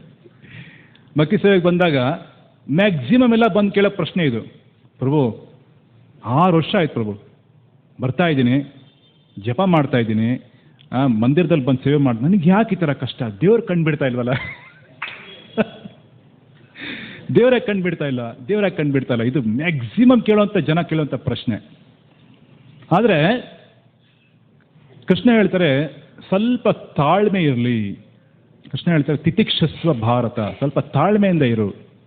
ನಾವು ಕಷ್ಟ ಅನುಭವಿಸ್ತಾ ಇದ್ದೀವಿ, ಆದರೆ ಈ ಕಷ್ಟಕ್ಕೆ ನಾವು ನಮ್ಮ ಪಾಪದ ಪ್ರತಿಕ್ರಿಯೆ ಅಂದರೆ ಈಗ ಮಾಡ್ತಿರೋಂಥ ಪಾಪ ಕಾರಣ ಅಲ್ಲ, ಪ್ರೀವಿಯಸ್ಲಿ ಏನಿದೆ ಪ್ರಾರಬ್ಧ ಕರ್ಮ ಇದೆಯಲ್ಲ, ಫಲ, ಯಾವುದು ಬೀಜ ಮೊಳಕೆ ಹೊಡೆದು ಫಲ ಕೊಟ್ಟಿದೆಯಲ್ಲ, ಫಲ ಬಂದಮೇಲೆ ಅದನ್ನು ಅನುಭವಿಸ್ಲೇಬೇಕು ಅಲ್ವಾ? ಮನೆಗೆ ನೀವು ಮಾವಿನ ಹಣ್ಣು ತಂದಿದ್ದೀರಾ ಅಂದರೆ ತಿಂದೇ ಹಾಗೆ ಬಿಡ್ತೀರಾ?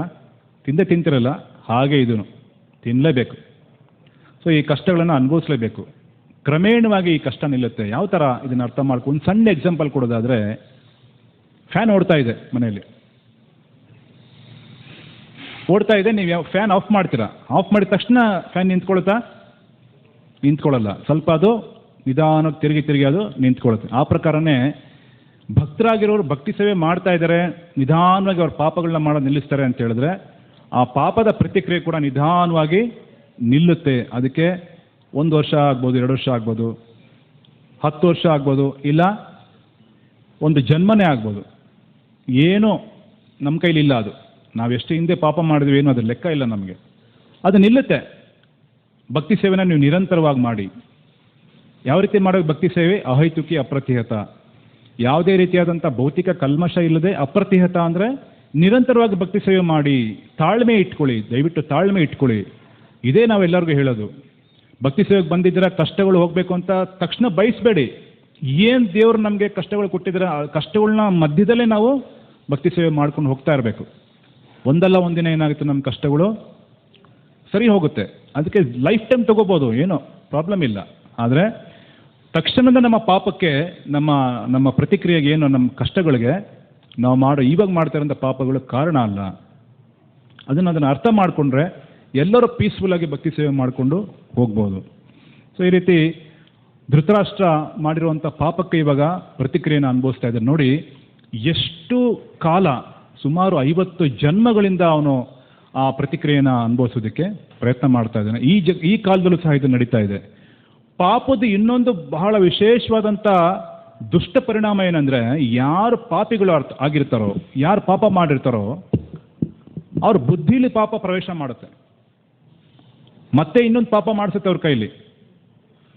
ಅವ್ರಿಗೆ ಹುಟ್ಟುವಂಥ ಮಕ್ಕಳು ಸಹ ಪಾಪಗಳನ್ನು ಮಾಡೋಕ್ಕೆ ಪ್ರಾರಂಭ ಮಾಡ್ತಾರೆ. ಹಾಗಾಗಿ ಪಾಪ ಪ್ರವೃತ್ತಿನ ಬಿಡಬೇಕು ಅಂತೇಳಿ ಮೊದಲನೇದಾಗಿ ನಮಗೆ ಭಕ್ತಿ ಸೇವೆಗೆ ಬಂದಾಗ ನಮಗೆ ಹೇಳ್ಕೊಡ್ತಾರೆ. 4 ಪಾಪಗಳನ್ನು ಬಿಡಬೇಕು ಅಂತಾರೆ. ಯಾವುದು 4 ಪಾಪಗಳು ಬಿಡಬೇಕಾಗಿರೋದು? ಯಾವುದು? ಮಾಂಸ ಭಕ್ಷಣೆ, ಜೂಜು, ಮದ್ಯಪಾನ, ಅನೈತಿಕ ಸಂಬಂಧ. ಬಿಡಿ ಅಂತಾರೆ. ಯಾಕೆ ಬಿಡಬಾರ್ದು? ಯಾಕೆ ಬಿಡಬೇಕು? ಮೊದಲನೇದಾಗಿ ಯಾಕೆ ಬಿಡಬೇಕು? ಕಾರಣ ಏನಂದರೆ, ಜನ ಹೇಳ್ತಾರೆ ನಮಗೆ ಸುಖ ಬೇಕು ಅಂತ. ಸುಖ ಬೇಕು, ನಾವು ಆರಾಮಾಗಿರ್ಬೇಕು, ಸುಖ ಬೇಕು ಅಂತ. ಸುಖ ಬೇಕು ಅಂದರೆ ನೀವು ಪಾಪಕರ್ಮನ ಬಿಡಿ. ಇಲ್ಲ ಪ್ರಭು, ನಮಗೆ ಸುಖನೂ ಬೇಕು, ಇದು ಬಿಡೋಕ್ಕೆ ಇಷ್ಟ ಇಲ್ಲ. ಜನ ಹೇಳ್ತಾರೆ ನಮಗೆ ಸುಖ ಬೇಕು, ಆನಂದ ಬೇಕು, ಆದರೆ ಇದು ಬಿಡೋಕ್ಕೆ ನಮಗೆ ಇಷ್ಟ ಇಲ್ಲ. ಯಾಕೆ? ಪ್ರೆಸೆಂಟ್ ಇದೇ ನಮಗೆ ಸುಖ ಕೊಡ್ತಾ ಇರೋದು. ಪ್ರೆಸೆಂಟ್ಲಿ ನಮ್ಗೆ ಇದೇ ಸುಖ ಕೊಡ್ತಾ ಇರೋದು, ಬೇರೆ ಇನ್ನೇನು ನಮ್ಗೆ ಸುಖ ಕೊಡ್ತಾ ಇಲ್ಲ. ಅಂದರೆ ಜನ ಏನು ಮಾಡ್ತಾರೆ, ಪಾಪನೂ ಮಾಡಬೇಕು, ಜೊತೆಲಿ ಆನಂದವಾಗಿರಬೇಕು. ಅಂದರೆ ಕೆಳಗಡೆ ಬೆಂಕಿ ಹಾಕಿದರೆ ಮೇಲ್ಗಡೆ ತಂಪಾಗಿರಬೇಕು ಅಂತ ಯೋಚನೆ ಮಾಡ್ತಾ ಇದ್ದಾರೆ. ಸಾಧ್ಯ ಆಗುತ್ತಾ ಇದು? ಸಾಧ್ಯ ಆಗಲ್ಲ. ಅದಕ್ಕೆ ಪಾಪ ಪ್ರವೃತ್ತಿನ ಬಿಡಿ. ಯಾಕೆಂದರೆ ಪಾಪ ಪ್ರವೃತ್ತಿ ನಮಗೆ ಇನ್ನೂ ಹೆಚ್ಚಿನ ಪಾಪವನ್ನೇ ಮಾಡೋದಕ್ಕೆ ಪ್ರೇರಣೆ ಮಾಡುತ್ತೆ. ಹಾಗಾಗಿ ನಾವು ಹೇಳ್ತೀವಿ ಪಾಪವನ್ನು ಬಿಡಿ, ದಯವಿಟ್ಟು ಪಾಪವನ್ನು ಬಿಡಿ ಅಂತ. ಸೊ ಮಕ್ಕಳು ಸಹ ಅದೇ ಗುಣವನ್ನು ಪಡಿತಾರೆ. ಯಾರು ಪುಣ್ಯವಂತರಾಗಿದ್ದಾರೆ ಅವ್ರ ಮನೇಲಿ ಹುಟ್ಟುವಂಥ ಮಕ್ಕಳು ಕೂಡ ಪುಣ್ಯಶಾಲಿಗಳು. ಅವರು ಧರ್ಮ ಕಾರ್ಯಗಳನ್ನು ಮಾಡುವಂಥ ಕೆಲಸಗಳಲ್ಲಿ ತೊಡಗ್ತಾರೆ. ಕಾರಣ ಏನು? ತಂದೆ ತಾಯಿ ಆ ಗುಣವನ್ನು ಪಡೆದಿದ್ದಾರೆ. ಹಾಗಾಗಿ ಅವರು ಸಹ ಆ ಗುಣವನ್ನು ಪಡಿತಾರೆ ಅನ್ನೋದು. ಕೃಷ್ಣ ಭಗವದ್ಗೀತೆಯಲ್ಲಿ ಬಹಳ ವಿಶೇಷವಾಗಿ ನಮಗೆ ಜ್ಞಾನವನ್ನು ಕೊಡ್ತಾ ಇದ್ದಾರೆ. ಯಾರು ಭಗವದ್ಗೀತೆಯನ್ನು ಬಹಳ ಸೂಕ್ಷ್ಮವಾಗಿ ಓದ್ತಾರೋ ಅವ್ರಿಗೆ ಇದೆಲ್ಲ ನಿಧಾನವಾಗಿ ಅರ್ಥ ಆಗೋದಕ್ಕೆ ಪ್ರಾರಂಭ ಆಗುತ್ತೆ. ಜನ ಸ್ವಲ್ಪ ಹರಿಬರಲ್ಲಿ ಇರ್ತಾರೆ. ಪ್ರಭು, ನಾನು ಭಗವದ್ಗೀತೆ ಮುಗಿಸ್ಬಿಟ್ಟಿದ್ದೀನಿ ಪ್ರಭು, ಎತ್ತಿ ಪಕ್ಕದಲ್ಲಿ ಇಟ್ಬಿಟ್ಟಿದ್ದೀನಿ. ಏನು ಓದ್ತಾ ಇದ್ದೀರಾ? ಚೈತನ್ಯ ಚರಿತಾಮೃತ ಓದ್ತಾ ಇದ್ದೀನಿ, ಭಾಗವತಂ ಓದ್ತಾ ಇದ್ದೀನಿ, ಭಾಗವತ 12ನೇ ಸ್ಕಂದ ಮುಗಿಸ್ತಾ ಇದ್ದೀನಿ. ಭಗವದ್ಗೀತಾ ಮೂಲ ಸಿದ್ಧಾಂತ ಏನು ಹೇಳ್ತಾ ಇದೆ ಅದು ಹೇಳಿ ಅಂದರೆ, ಪ್ರಭು ಏನು ಗೊತ್ತಿಲ್ಲ. ಮೊದಲು ಭಗವದ್ಗೀತೆಯನ್ನು ಸೂಕ್ಷ್ಮವಾಗಿ ಪರಿಶೀಲನೆ ಮಾಡ್ತಾ ಮೊದಲನೇದಾಗಿ ಓದಿದಾಗ ನಮಗೇನು ತಿಳಿಯುತ್ತೆ, ಕೃಷ್ಣ ನಮ್ಗೆ ಹೇಳುವಂಥ ಮಾತಿಂದ ನಮಗೆ ಈ ಪಾಪ ಪ್ರವೃತ್ತಿ ಅನ್ನೋ ಬುದ್ಧಿ ಏನಾಗುತ್ತೆ, ಹೊರಟೋಗುತ್ತೆ. ನಾವು ಶಾಶ್ವತವಾದ ಜೀವನವನ್ನು ನಡೆಸ್ತಾ ಇದ್ದೀವಿ ಅನ್ನೋದು ನಮಗೆ ಗೊತ್ತಾಗುತ್ತೆ. ಕೃಷ್ಣ ಹೇಳ್ತಾರೆ, ನೀನು ಜೀವಿ ಶಾಶ್ವತ ಆಗಿದೆಯಾ, ಆದರೆ ಅಶಾಶ್ವತವಾದ ನೆಲೆಯಲ್ಲಿ ನೀನು ವಾಸ ಮಾಡ್ತಾ ಇದೆಯಾ. ಭೌತಿಕ ಪ್ರಕೃತಿ ನೋಡಿ, ಜೀವಿ. ಎರಡನೇದಾಗಿ ಪ್ರಕೃತಿ ಯಾವ ಥರ ಇದೆ? ಭೂತ್ವಾ ಪ್ರಲೀಯತೆ. ಮತ್ತೆ ಈ ಪ್ರಕೃತಿ ನಾಶ ಆಗ್ತಾ ಇದೆ, ಉತ್ಪತ್ತಿ ಆಗ್ತಾ ಇದೆ. ಅದ್ರ ಮಧ್ಯದಲ್ಲಿ ನೀನು ಜೀವನ ಮಾಡ್ತಾ ಇದೀಯಾ. ಹಾಗಾಗಿ ನೀನು ಶಾಶ್ವತ ಆಗಿದ್ರೂ ಕೂಡ ನೀನು ಶಾಶ್ವತವಾದಂಥ ಪ್ರಕೃತಿಯಲ್ಲಿ ನೀನಿಲ್ಲ. ಇದು ಅಶಾಶ್ವತವಾದಂಥ ಪ್ರಕೃತಿ ಅಂತೇಳಿ ಕೃಷ್ಣ ಎಚ್ಚರಿಕೆ ಕೊಡ್ತಾ ಇದ್ದಾರೆ. ಜೊತೆಯಲ್ಲಿ ನಾನು ಕಾಲ ಆಗಿದ್ದೀನಿ, ಕಾಲದ ಪ್ರಭಾವಕ್ಕೆ ಒಳಗಾಗಿ ನೀನು ಪಾಪವನ್ನು ಮಾಡ್ತಾ ಇದೆಯಾ. ಪಾಪವನ್ನು ಮಾಡ್ತಾ ಇರೋದ್ರಿಂದ ನೀನು ಆ ಕರ್ಮವನ್ನು ನೀನು ಪದೇ ಅನುಭವಿಸ್ತಾ ಇದೆಯಾ. ಅದ್ರದ್ದು ರಿಸಲ್ಟ್ ಏನಂದರೆ ಪುನರಪಿ ಜನನಂ ಪುನರಪಿ ಮರಣಂ. ಪ್ರತಿ ಸರಿ ನೀನು ಜನ್ಮ ತಗೋತಾ ಇದೆಯಾ. ಅಷ್ಟು ಮಾತ್ರ ಹೇಳಿ ಬಿಡಲಿಲ್ಲ. ಮತ್ತೆ ಏನು ಹೇಳ್ತಾರೆ, ಇನ್ನೊಂದು ಪ್ರಕೃತಿ ಇದೆ, ಪರಸ್ತಸ್ಮಾತ್ ಭಾವೋ ವ್ಯಕ್ತಾತ್ ಸನಾತನಃ. ಅದು ಯಾವಾಗಲೂ ಹುಟ್ಟಲ್ಲ, ಯಾವಾಗಲೂ ನಾಶ ಆಗೋದಿಲ್ಲ, ಅದು ನನ್ನ ಧಾಮ. ನ ತದ್ಭಾಸೇತೆ ಸೂರ್ಯೋ ನ ಶಶಾಂಕೋ ನ ಪಾವಕಃ ಯದ್ಗತ್ವಾ ನ ನಿವರ್ತಂತೆ ತದ್ಧಾಮ ಪರಮಂ ಮಮ. ಆ ಒಂದು ಲೋಕಕ್ಕೆ ನೀವು ಹೋಗಬೇಕು, ನನ್ನ ಲೋಕಕ್ಕೆ ನೀವು ಬರಬೇಕು ಅಂತೇಳಿ ಅರ್ಜುನನಿಗೆ ಕೃಷ್ಣ ವಿಶೇಷವಾದಂಥ ತಿಳುವಳಿಕೆ ಕೊಡ್ತಾ ಇದ್ದಾರೆ. ಹಾಗಾದರೆ ಏನು ಮಾಡಬೇಕು? ಅಶಾಶ್ವತವಾದಂಥ ಪ್ರಕೃತಿಯಲ್ಲಿ ನೀನಿದೆಯಾ, ಶಾಶ್ವತವಾದಂಥ ಪ್ರಕೃತಿಗೆ ನೀನು ಹೋಗಬೇಕಂದ್ರೆ ಏನು ಮಾಡಬೇಕು? ಕೃಷ್ಣ ಸುಲಭವಾದಂಥ ಉಪಾಯ ಹೇಳ್ತಾರೆ. ಮನ್ಮನಾಭವ ಮದ್ಭಕ್ತು ಮಧ್ಯಾಜಿ ಮಾಂ ನಮಸ್ಕರು ಮಾಮೇವೇಶಿಸಿ ಸತ್ಯಂತೆ ಪ್ರಿಯೋಸಿ ಪ್ರತಿಜಾನಿ. ನನ್ನ ಭಕ್ತ ಆಗು, ನನ್ನನ್ನು ಪೂಜಿಸು, ಆಗ ನೀನು ನನ್ನಲ್ಲಿ ಮಗ್ನ ಆಗಿರೋದ್ರಿಂದ ನೀನು ನನ್ನಲ್ಲಿ ಬರ್ತೀಯ. ಹೇಗೆ? ಅಂತ್ಯಕಾಲೇ ಚ ಮಾಮೇವ ಸ್ಮರನ್ ಮುಕ್ತ್ವಾ ಕಲೈವರಂ. ಅಂತ್ಯಕಾಲದಲ್ಲಿ ನೀನು ನನ್ನನ್ನು ಸ್ಮರಣಿಸಿ ಯಾವಾಗ ದೇಹವನ್ನು ಬಿಡ್ತೀಯ, ನೀನು ನನ್ನ ಧಾಮಕ್ಕೆ ವಾಪಸ್ ಬರ್ತೀಯ ಅಂತ ಹೇಳಿ ಕೃಷ್ಣ ಹೇಳ್ತಾ ಇದ್ದಾರೆ. ಇದು ಭಗವದ್ಗೀತೆದು ಬೇಸಿಕ್ ತಿಳುವಳಿಕೆ ನಮಗೆ ಬೇಕೇ ಬೇಕು. ಯಾವುದೇ ಶಾಸ್ತ್ರವನ್ನು ಓದೋಕ್ಕಿಂತ ಮುಂಚೆ ಭಗವದ್ಗೀತೆದು ಬೇಸಿಕ್ ನಮಗೆ ಗೊತ್ತಿರಲೇಬೇಕು. ಶಾಶ್ವತದ ನೋಟ ನಮಗೆ ಬೇಕೇ ಬೇಕಾಗುತ್ತೆ. ಹಾಗಾಗಿ ಶಾಶ್ವತದ ನೋಟ ಇರೋರು 3 ಗುಣಗಳನ್ನು ಪಡ್ಕೋತಾರೆ. ಶೋಕ ಮೋಹ ಭಯ ಅವ್ರಿಗೆ ಹೊರಟೋಗುತ್ತೆ. ಶೋಕ ಮೋಹ ಭಯಾಪಹ. ಭಾಗವತಂ ಹೇಳ್ತಾ ಇದ್ದಲ್ಲ, ಶೋಕ ಮೋಹ ಮತ್ತು ಭಯ ಭಾಗವತಂ ಓದಿದ್ರೆ ಹೋಗುತ್ತೆ ಅಂತ, ಭಗವದ್ಗೀತೆ ಓದಿದ್ರೂ ಸಹ ಹೋಗುತ್ತೆ. ಭಗವದ್ಗೀತೆದು ಶಾಶ್ವತ ದೃಷ್ಟಿ ಇಲ್ಲದೆ ಭಾಗವತಂ ನಾವು ಪ್ರವೇಶ ಮಾಡೋಕ್ಕಾಗಲ್ಲ.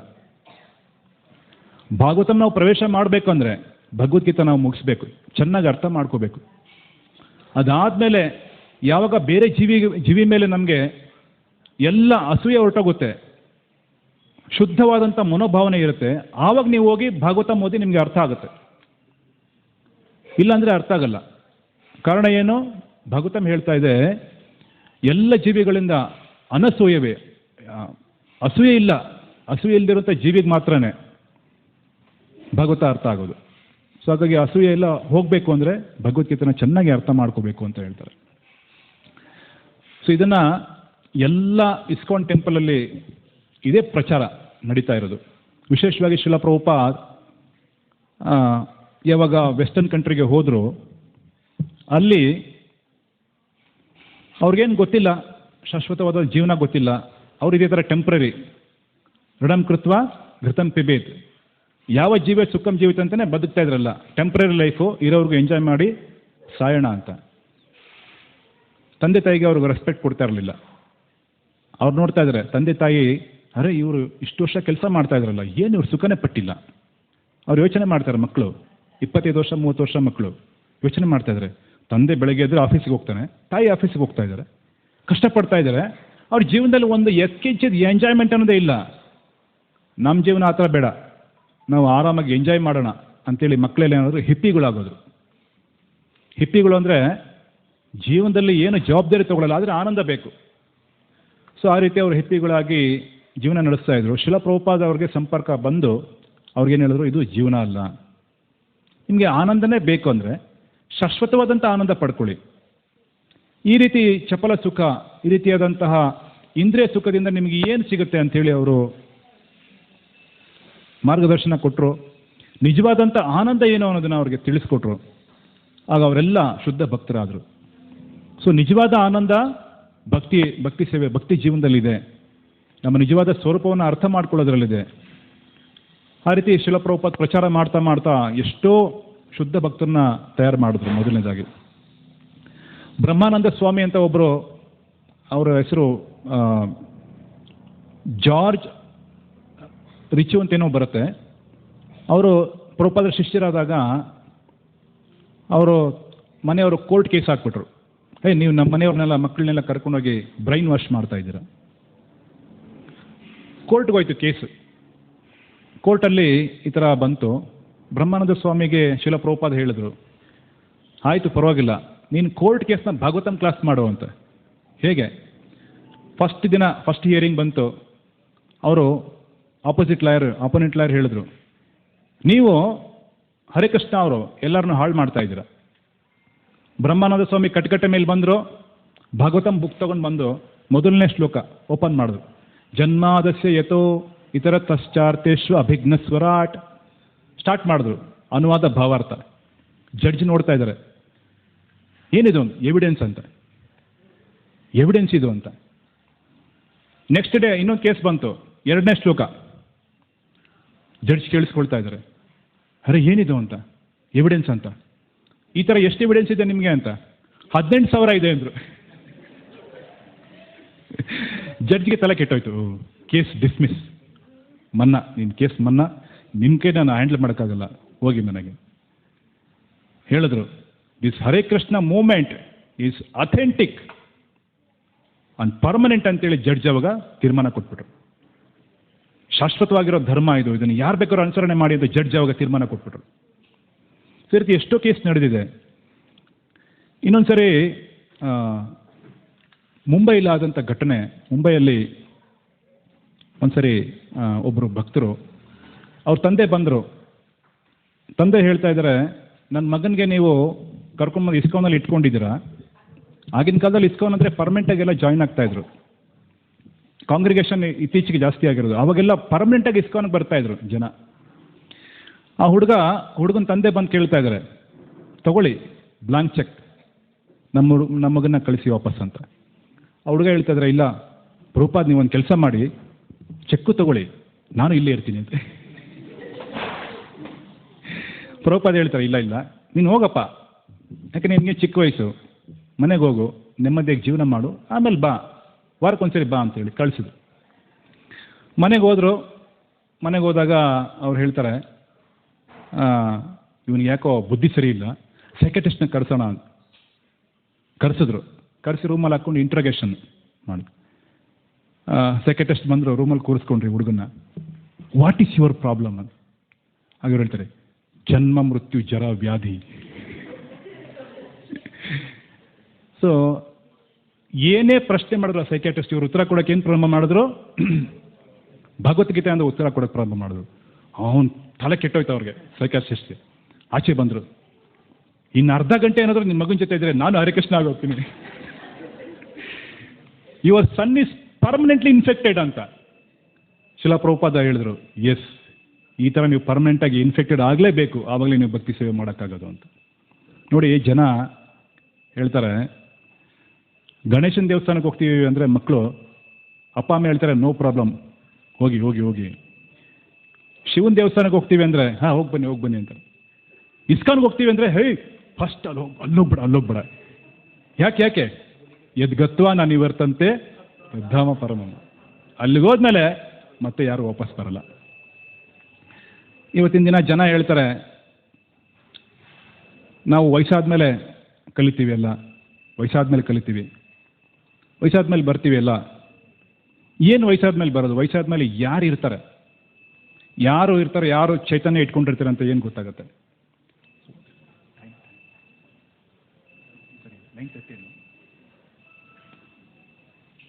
ಏನು ಟೈಮ್ ನೋಡೋದು? ವಯಸ್ಸಾಗಿರೋರು ಕೂಡ ಅದೇ, ಅವ್ರು ಇನ್ನೂ ವ್ಯಾಮೋಹ ಇಟ್ಕೊಂಡಿರ್ತಾರೆ ಮಕ್ಕಳ ಮೇಲೆ. ಅಜ್ಜಿಗಳ್ನ ಕರೆದ್ರೆ ಅಜ್ಜಿಗಳು ಬರಲ್ಲ. ಏನಪ್ಪ ಮೊಮ್ಮಕ್ಕಳನ್ನ ಆಟ ಆಡ್ಸ್ಕೊಂಡಿದ್ದೀವಿ, ಇನ್ನೂ ಕಾಲ ಇದೆ ಬರ್ತೀವಿ ಅಂತ. ಸೊ ಆ ರೀತಿ ಒಬ್ಬಳು ಅಜ್ಜಿ ಶಾಪಿಂಗ್ ಮುಗಿಸ್ಕೊಂಡು ಮನೆ ಕಡೆ ಬರ್ತಾ ಇದ್ಲು. ಆಚೆ ಜಗಲಿಲಿ ಮೊಮ್ಮಗಳು ಕೂತಿದ್ಲು. ಮೊಮ್ಮಗಳು ಹೇಳಿದ್ಲು ಅಜ್ಜಿಗೆ, ಅಜ್ಜಿ ಬಾ ಕೂತ್ಕೋ. ಏನೇ? ಕೂತ್ಕೋ ಬಾ ಅಜ್ಜಿ ನಾನೊಂದು ಹೇಳ್ತೀನಿ, ನಿನಗೆ ಹೇಳ್ತೀಯ ಅಂತ. ಸರಿ, ಏನೇ ಅದು? ಅಜ್ಜಿ ಡಮ್ಮನ್ನು. ಮೊಮ್ಮಗಳು ಕೇಳ್ತಾ ಇದ್ದಾಳೆ ಅಜ್ಜಿಗೆ, ಏನೇ ಅಜ್ಜಿ ಇನ್ನೆಲ್ಲ ಡಮ್ಮನ್ನು ಅಂತ. ಡಮ್ ಅಂದೆ. ಅಲ್ಲ ಕಣೆ, ಯಾಕೆ ಕೇಳ್ತಾ ಇದ್ದೀನಿ? ಅಲ್ಲ ಅಜ್ಜಿ, ಆಂಟಿ ಹತ್ರ ಅಮ್ಮ ಹೇಳ್ತಾ ಇದ್ರು ಒಳಗಡೆ, ನಮ್ಮತ್ತೆ ಡಮ್ ಅಂತಾನೆ ಇಲ್ಲ ಅಂತ.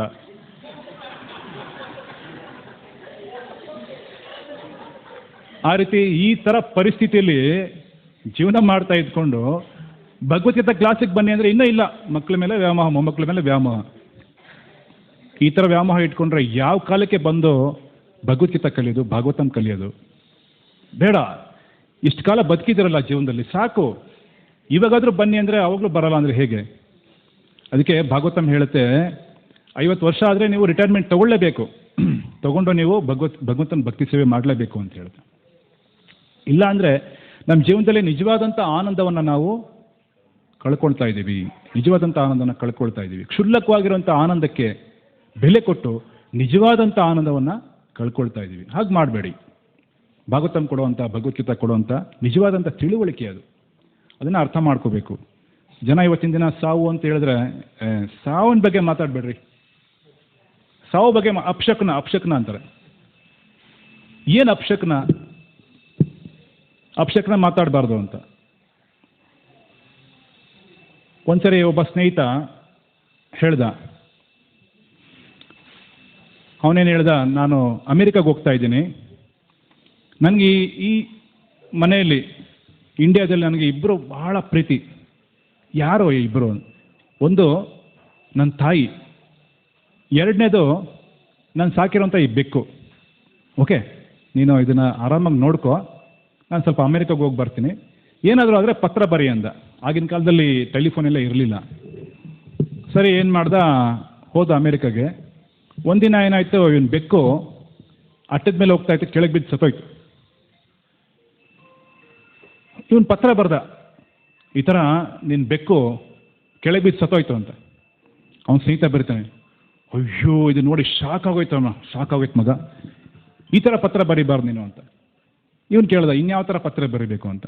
ನೋಡು, ಮೊದಲನೇ ಪತ್ರದಲ್ಲಿ ನೀನು ಬರೀಬೇಕು, ನಿನ್ನ ಬೆಕ್ಕು ಆರಾಮಾಗಿದೆ, ಮೊದಲನೇ ಪತ್ರ. ಎರಡನೇ ಪತ್ರ ಏನು? ಎರಡನೇ ಪತ್ರದಲ್ಲಿ ನಿನ್ನ ಬೆಕ್ಕು ಅಟ್ಟದ ಮೇಲೆ ಹೋಗ್ತಾ ಇದೆ, ಯಾವಾಗ್ಲೂ ಎಷ್ಟು ಹೇಳಿದ್ರು ಅದಕ್ಕೆ ಬುದ್ಧಿ ಬರ್ತಾ ಇಲ್ಲ, ಅಟ್ಟದ ಮೇಲೆ ಓಡಾಡ್ತಾ ಇರುತ್ತೆ ಅಂತ. ಎರಡನೇ ಪತ್ರ, ಫುಲ್ ಸ್ಟಾಪ್. ಮೂರನೇ ಪತ್ರ ಏನು? ಮೂರನೇ ಪತ್ರ, ನಿನ್ನ ಬೆಕ್ಕು ಅಟ್ಟದ ಮೇಲಿಂದ ಕೆಳಗೆ ಬಿದ್ದು ಅದು ಮುಕ್ತಿ ಪಡೀತು ಅಂತ ಬರೀಬೇಕು ಅಂದೆ. ಸರಿ, ಇವನಿಗೆ ಸ್ನೇಹಿತನಿಗೆ ಅರ್ಥ ಆಯಿತು. ಸರಿ ಬಿಡಪ್ಪ, ಹಾಗೆ ಮಾಡ್ತೀನಿ ಅಂದ. ಸ್ವಲ್ಪ ದಿನ ಆದಮೇಲೆ ಒಂದು ಪತ್ರ ಬರ್ದ, ನಿನ್ನ ತಾಯಿ ಆರಾಮಾಗಿದ್ದಾರೆ ಅಂತ. ಸಾವಿನ ವಾರ್ತೆನ ಯಾವ ಥರ ಹೇಳಿದ್ರೆ ಏನೋ, ಸಾವಿನ ವಾರ್ತೆನೇ ಅಷ್ಟೇ. ಕೆಲವರು ಹೇಳ್ತಾರೆ, ಫ್ಲೈಟಲ್ಲಿ ಹೋಗಿದ ತಕ್ಷಣ ಗಗನಸಖಿಯರು ಅಪಶಕನ ನುಡಿತಾರೆ ಅಂತ. ಅಪಶಕನ ಅಂದ್ರೆ ಏನು? ಫ್ಲೈಟ್ ಬೀಳುತ್ತೆ, ನೀವು ಅವಾಗ ಯಾವ ಥರ ಇರಬೇಕು ಅಂತೇಳಿ. ಸೊ ಯಾಕೆ ಅಂತ ಹೇಳಿದ್ರೆ ಅವ್ರು ಇರೋದೇ ಅದು ಕೆಲಸಕ್ಕೆ, ಅವ್ರ ಕೆಲಸನೇ ಅದು. ಅಪಶಕನ ನುಡಿಯೋದೇ ಫಸ್ಟ್ ಅವ್ರದ್ದು. ಹೇಳ್ತಾರೆ, ಅದಾದಮೇಲೆ ಈ ಥರ ಲೈಫ್ ಜಾಕೆಟ್ ಹಾಕ್ಕೊಳ್ಳಿ, ಇದೆಲ್ಲ ಹೇಳಿದ್ಮೇಲೆ ಕೊನೆಗೆ ಹೇಳ್ತಾರೆ, ಬೇರೆಯವ್ರನ್ನ ಸೇವ್ ಮಾಡೋಕ್ಕಿಂತ ಮುಂಚೆ ನೀವು ಫಸ್ಟು ಸೇವ್ ಆಗಿ. ಹೇಳ್ತಾರಾ ಪ್ರತಿಯವರು? ಗಗನಸಖಿಯರು ಏನು ಹೇಳ್ತಾರೆ? ಬೇರೆಯವ್ರ ಲೈಫ್ನ ಸೇವ್ ಮಾಡೋಕ್ಕಿಂತ ಮುಂಚೆ ನಿಮ್ಮ ಲೈಫ್ನ ಸೇವ್ ಮಾಡ್ಕೊಳ್ಳಿ ಅಂತ. ಅದನ್ನು ಕೇಳಿಸ್ಕೊಳ್ಬೇಕು. ಪ್ರಿಕಾಷನರಿ ಇನ್ಸ್ಟ್ರಕ್ಷನ್ಸ್ ಏನಿದೆ ಅದನ್ನು ಕೇಳಿಸ್ಕೊಂಡ್ರೆ ನಮಗೆ ಆಪತ್ಕಾಲದಲ್ಲಿ ಸಹಾಯಕ್ಕೆ ಬರುತ್ತೆ. ಈಗ ನೋಡಿ, ಮೊನ್ನೆ ಫ್ಲೈಟ್ ಆಕ್ಸಿಡೆಂಟ್ ಆಯಿತು ಅಲ್ವಾ? ಅದರಲ್ಲಿ ಒಬ್ಬ ಕೇಳಿಸ್ಕೊಂಡಿದ್ದ, ನೀನು ಕಿಟಕಿ ತೆಗೆದು ಜಂಪ್ ಮಾಡೋ ಅಂತ. ಅವ್ನು ಜಂಪ್ ಮಾಡ್ದ, ಬದುಕ್ದ ಅಲ್ವಾ? ಅಕಸ್ಮಾತ್ತಾಗ ಅವ್ನು ಕೇಳಿಸ್ಕೊಂಡಿಲ್ಲ ಅಂದಿದ್ರೆ ಸಾಯ್ತಾ ಇದ್ನಾ?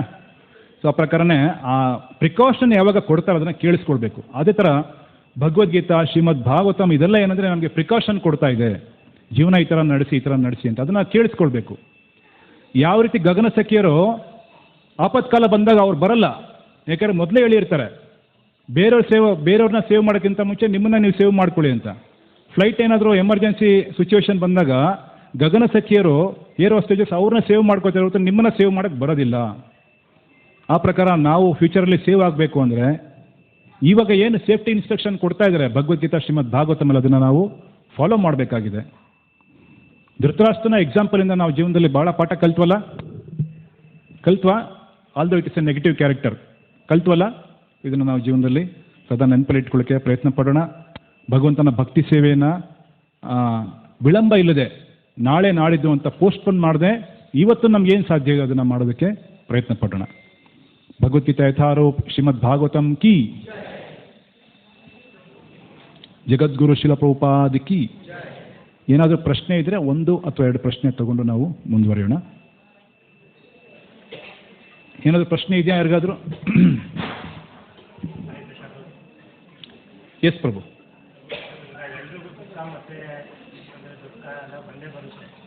ಆದರೆ ಕೆಲವರಿಗೆ ಒಬ್ಬರಿಗೆ ಅನಿಸುತ್ತೆ ಇಷ್ಟೇ ಬೇಡ ಇಲ್ಲ ಸಾಕು ಅನಿಸುತ್ತೆ. ಆದರೆ ಅವರು ಭಕ್ತಿ ಸೇವನೆ ಇದೆಲ್ಲ ಒಂದಿನ ದೇಹ ತ್ಯಾಗ ಆಗೋಗುತ್ತೆ.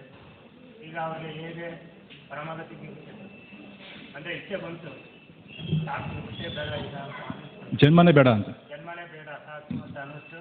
ಅದು ಭಕ್ತಿ ಸೇವೆ ಮಾಡಿಲ್ಲ, ದೇಹ ತ್ಯಾಗ ಆಯಿತು. ಆದರೆ ಮುಂದಿನ ಪರಮಾಗತಿ ಅಥವಾ ಧಾಮ ಏನು? ಭಾಳ ಒಳ್ಳೆ ಪ್ರಶ್ನೆ ಕೇಳ್ತಾ ಇದ್ದಾರೆ ಪ್ರಭು, ವಿನೋದ್ ಪ್ರಭು. ಅವ್ರು ಹೇಳ್ತಾರೆ, ಇವತ್ತಿನ ಜನಗಳಿಗೆ ಯಾವ ಥರ ಫ್ರಸ್ಟ್ರೇಷನ್ ಆಗ್ತಾ ಇದೆ ಅಂತ ಹೇಳಿದ್ರೆ, ಅಯ್ಯೋ ಈ ಜನ್ಮನೇ ಬೇಡಪ್ಪ ಅಂತೇಳಿ ಭಾಳ ಜನ ಸೂಸೈಡ್ ಮಾಡ್ಕೊಳ್ತಾರೆ. ನೋಡಿದ್ದೀವಲ್ಲ ನಾವು. ಸೊ ಸೊ ಅವ್ರ ಗತಿ ಏನು? ಅವ್ರ ಭಕ್ತಿ ಸೇವೆ ಮಾಡಿಲ್ಲ, ಅವ್ರ ಗತಿ ಏನು ಅಂತ.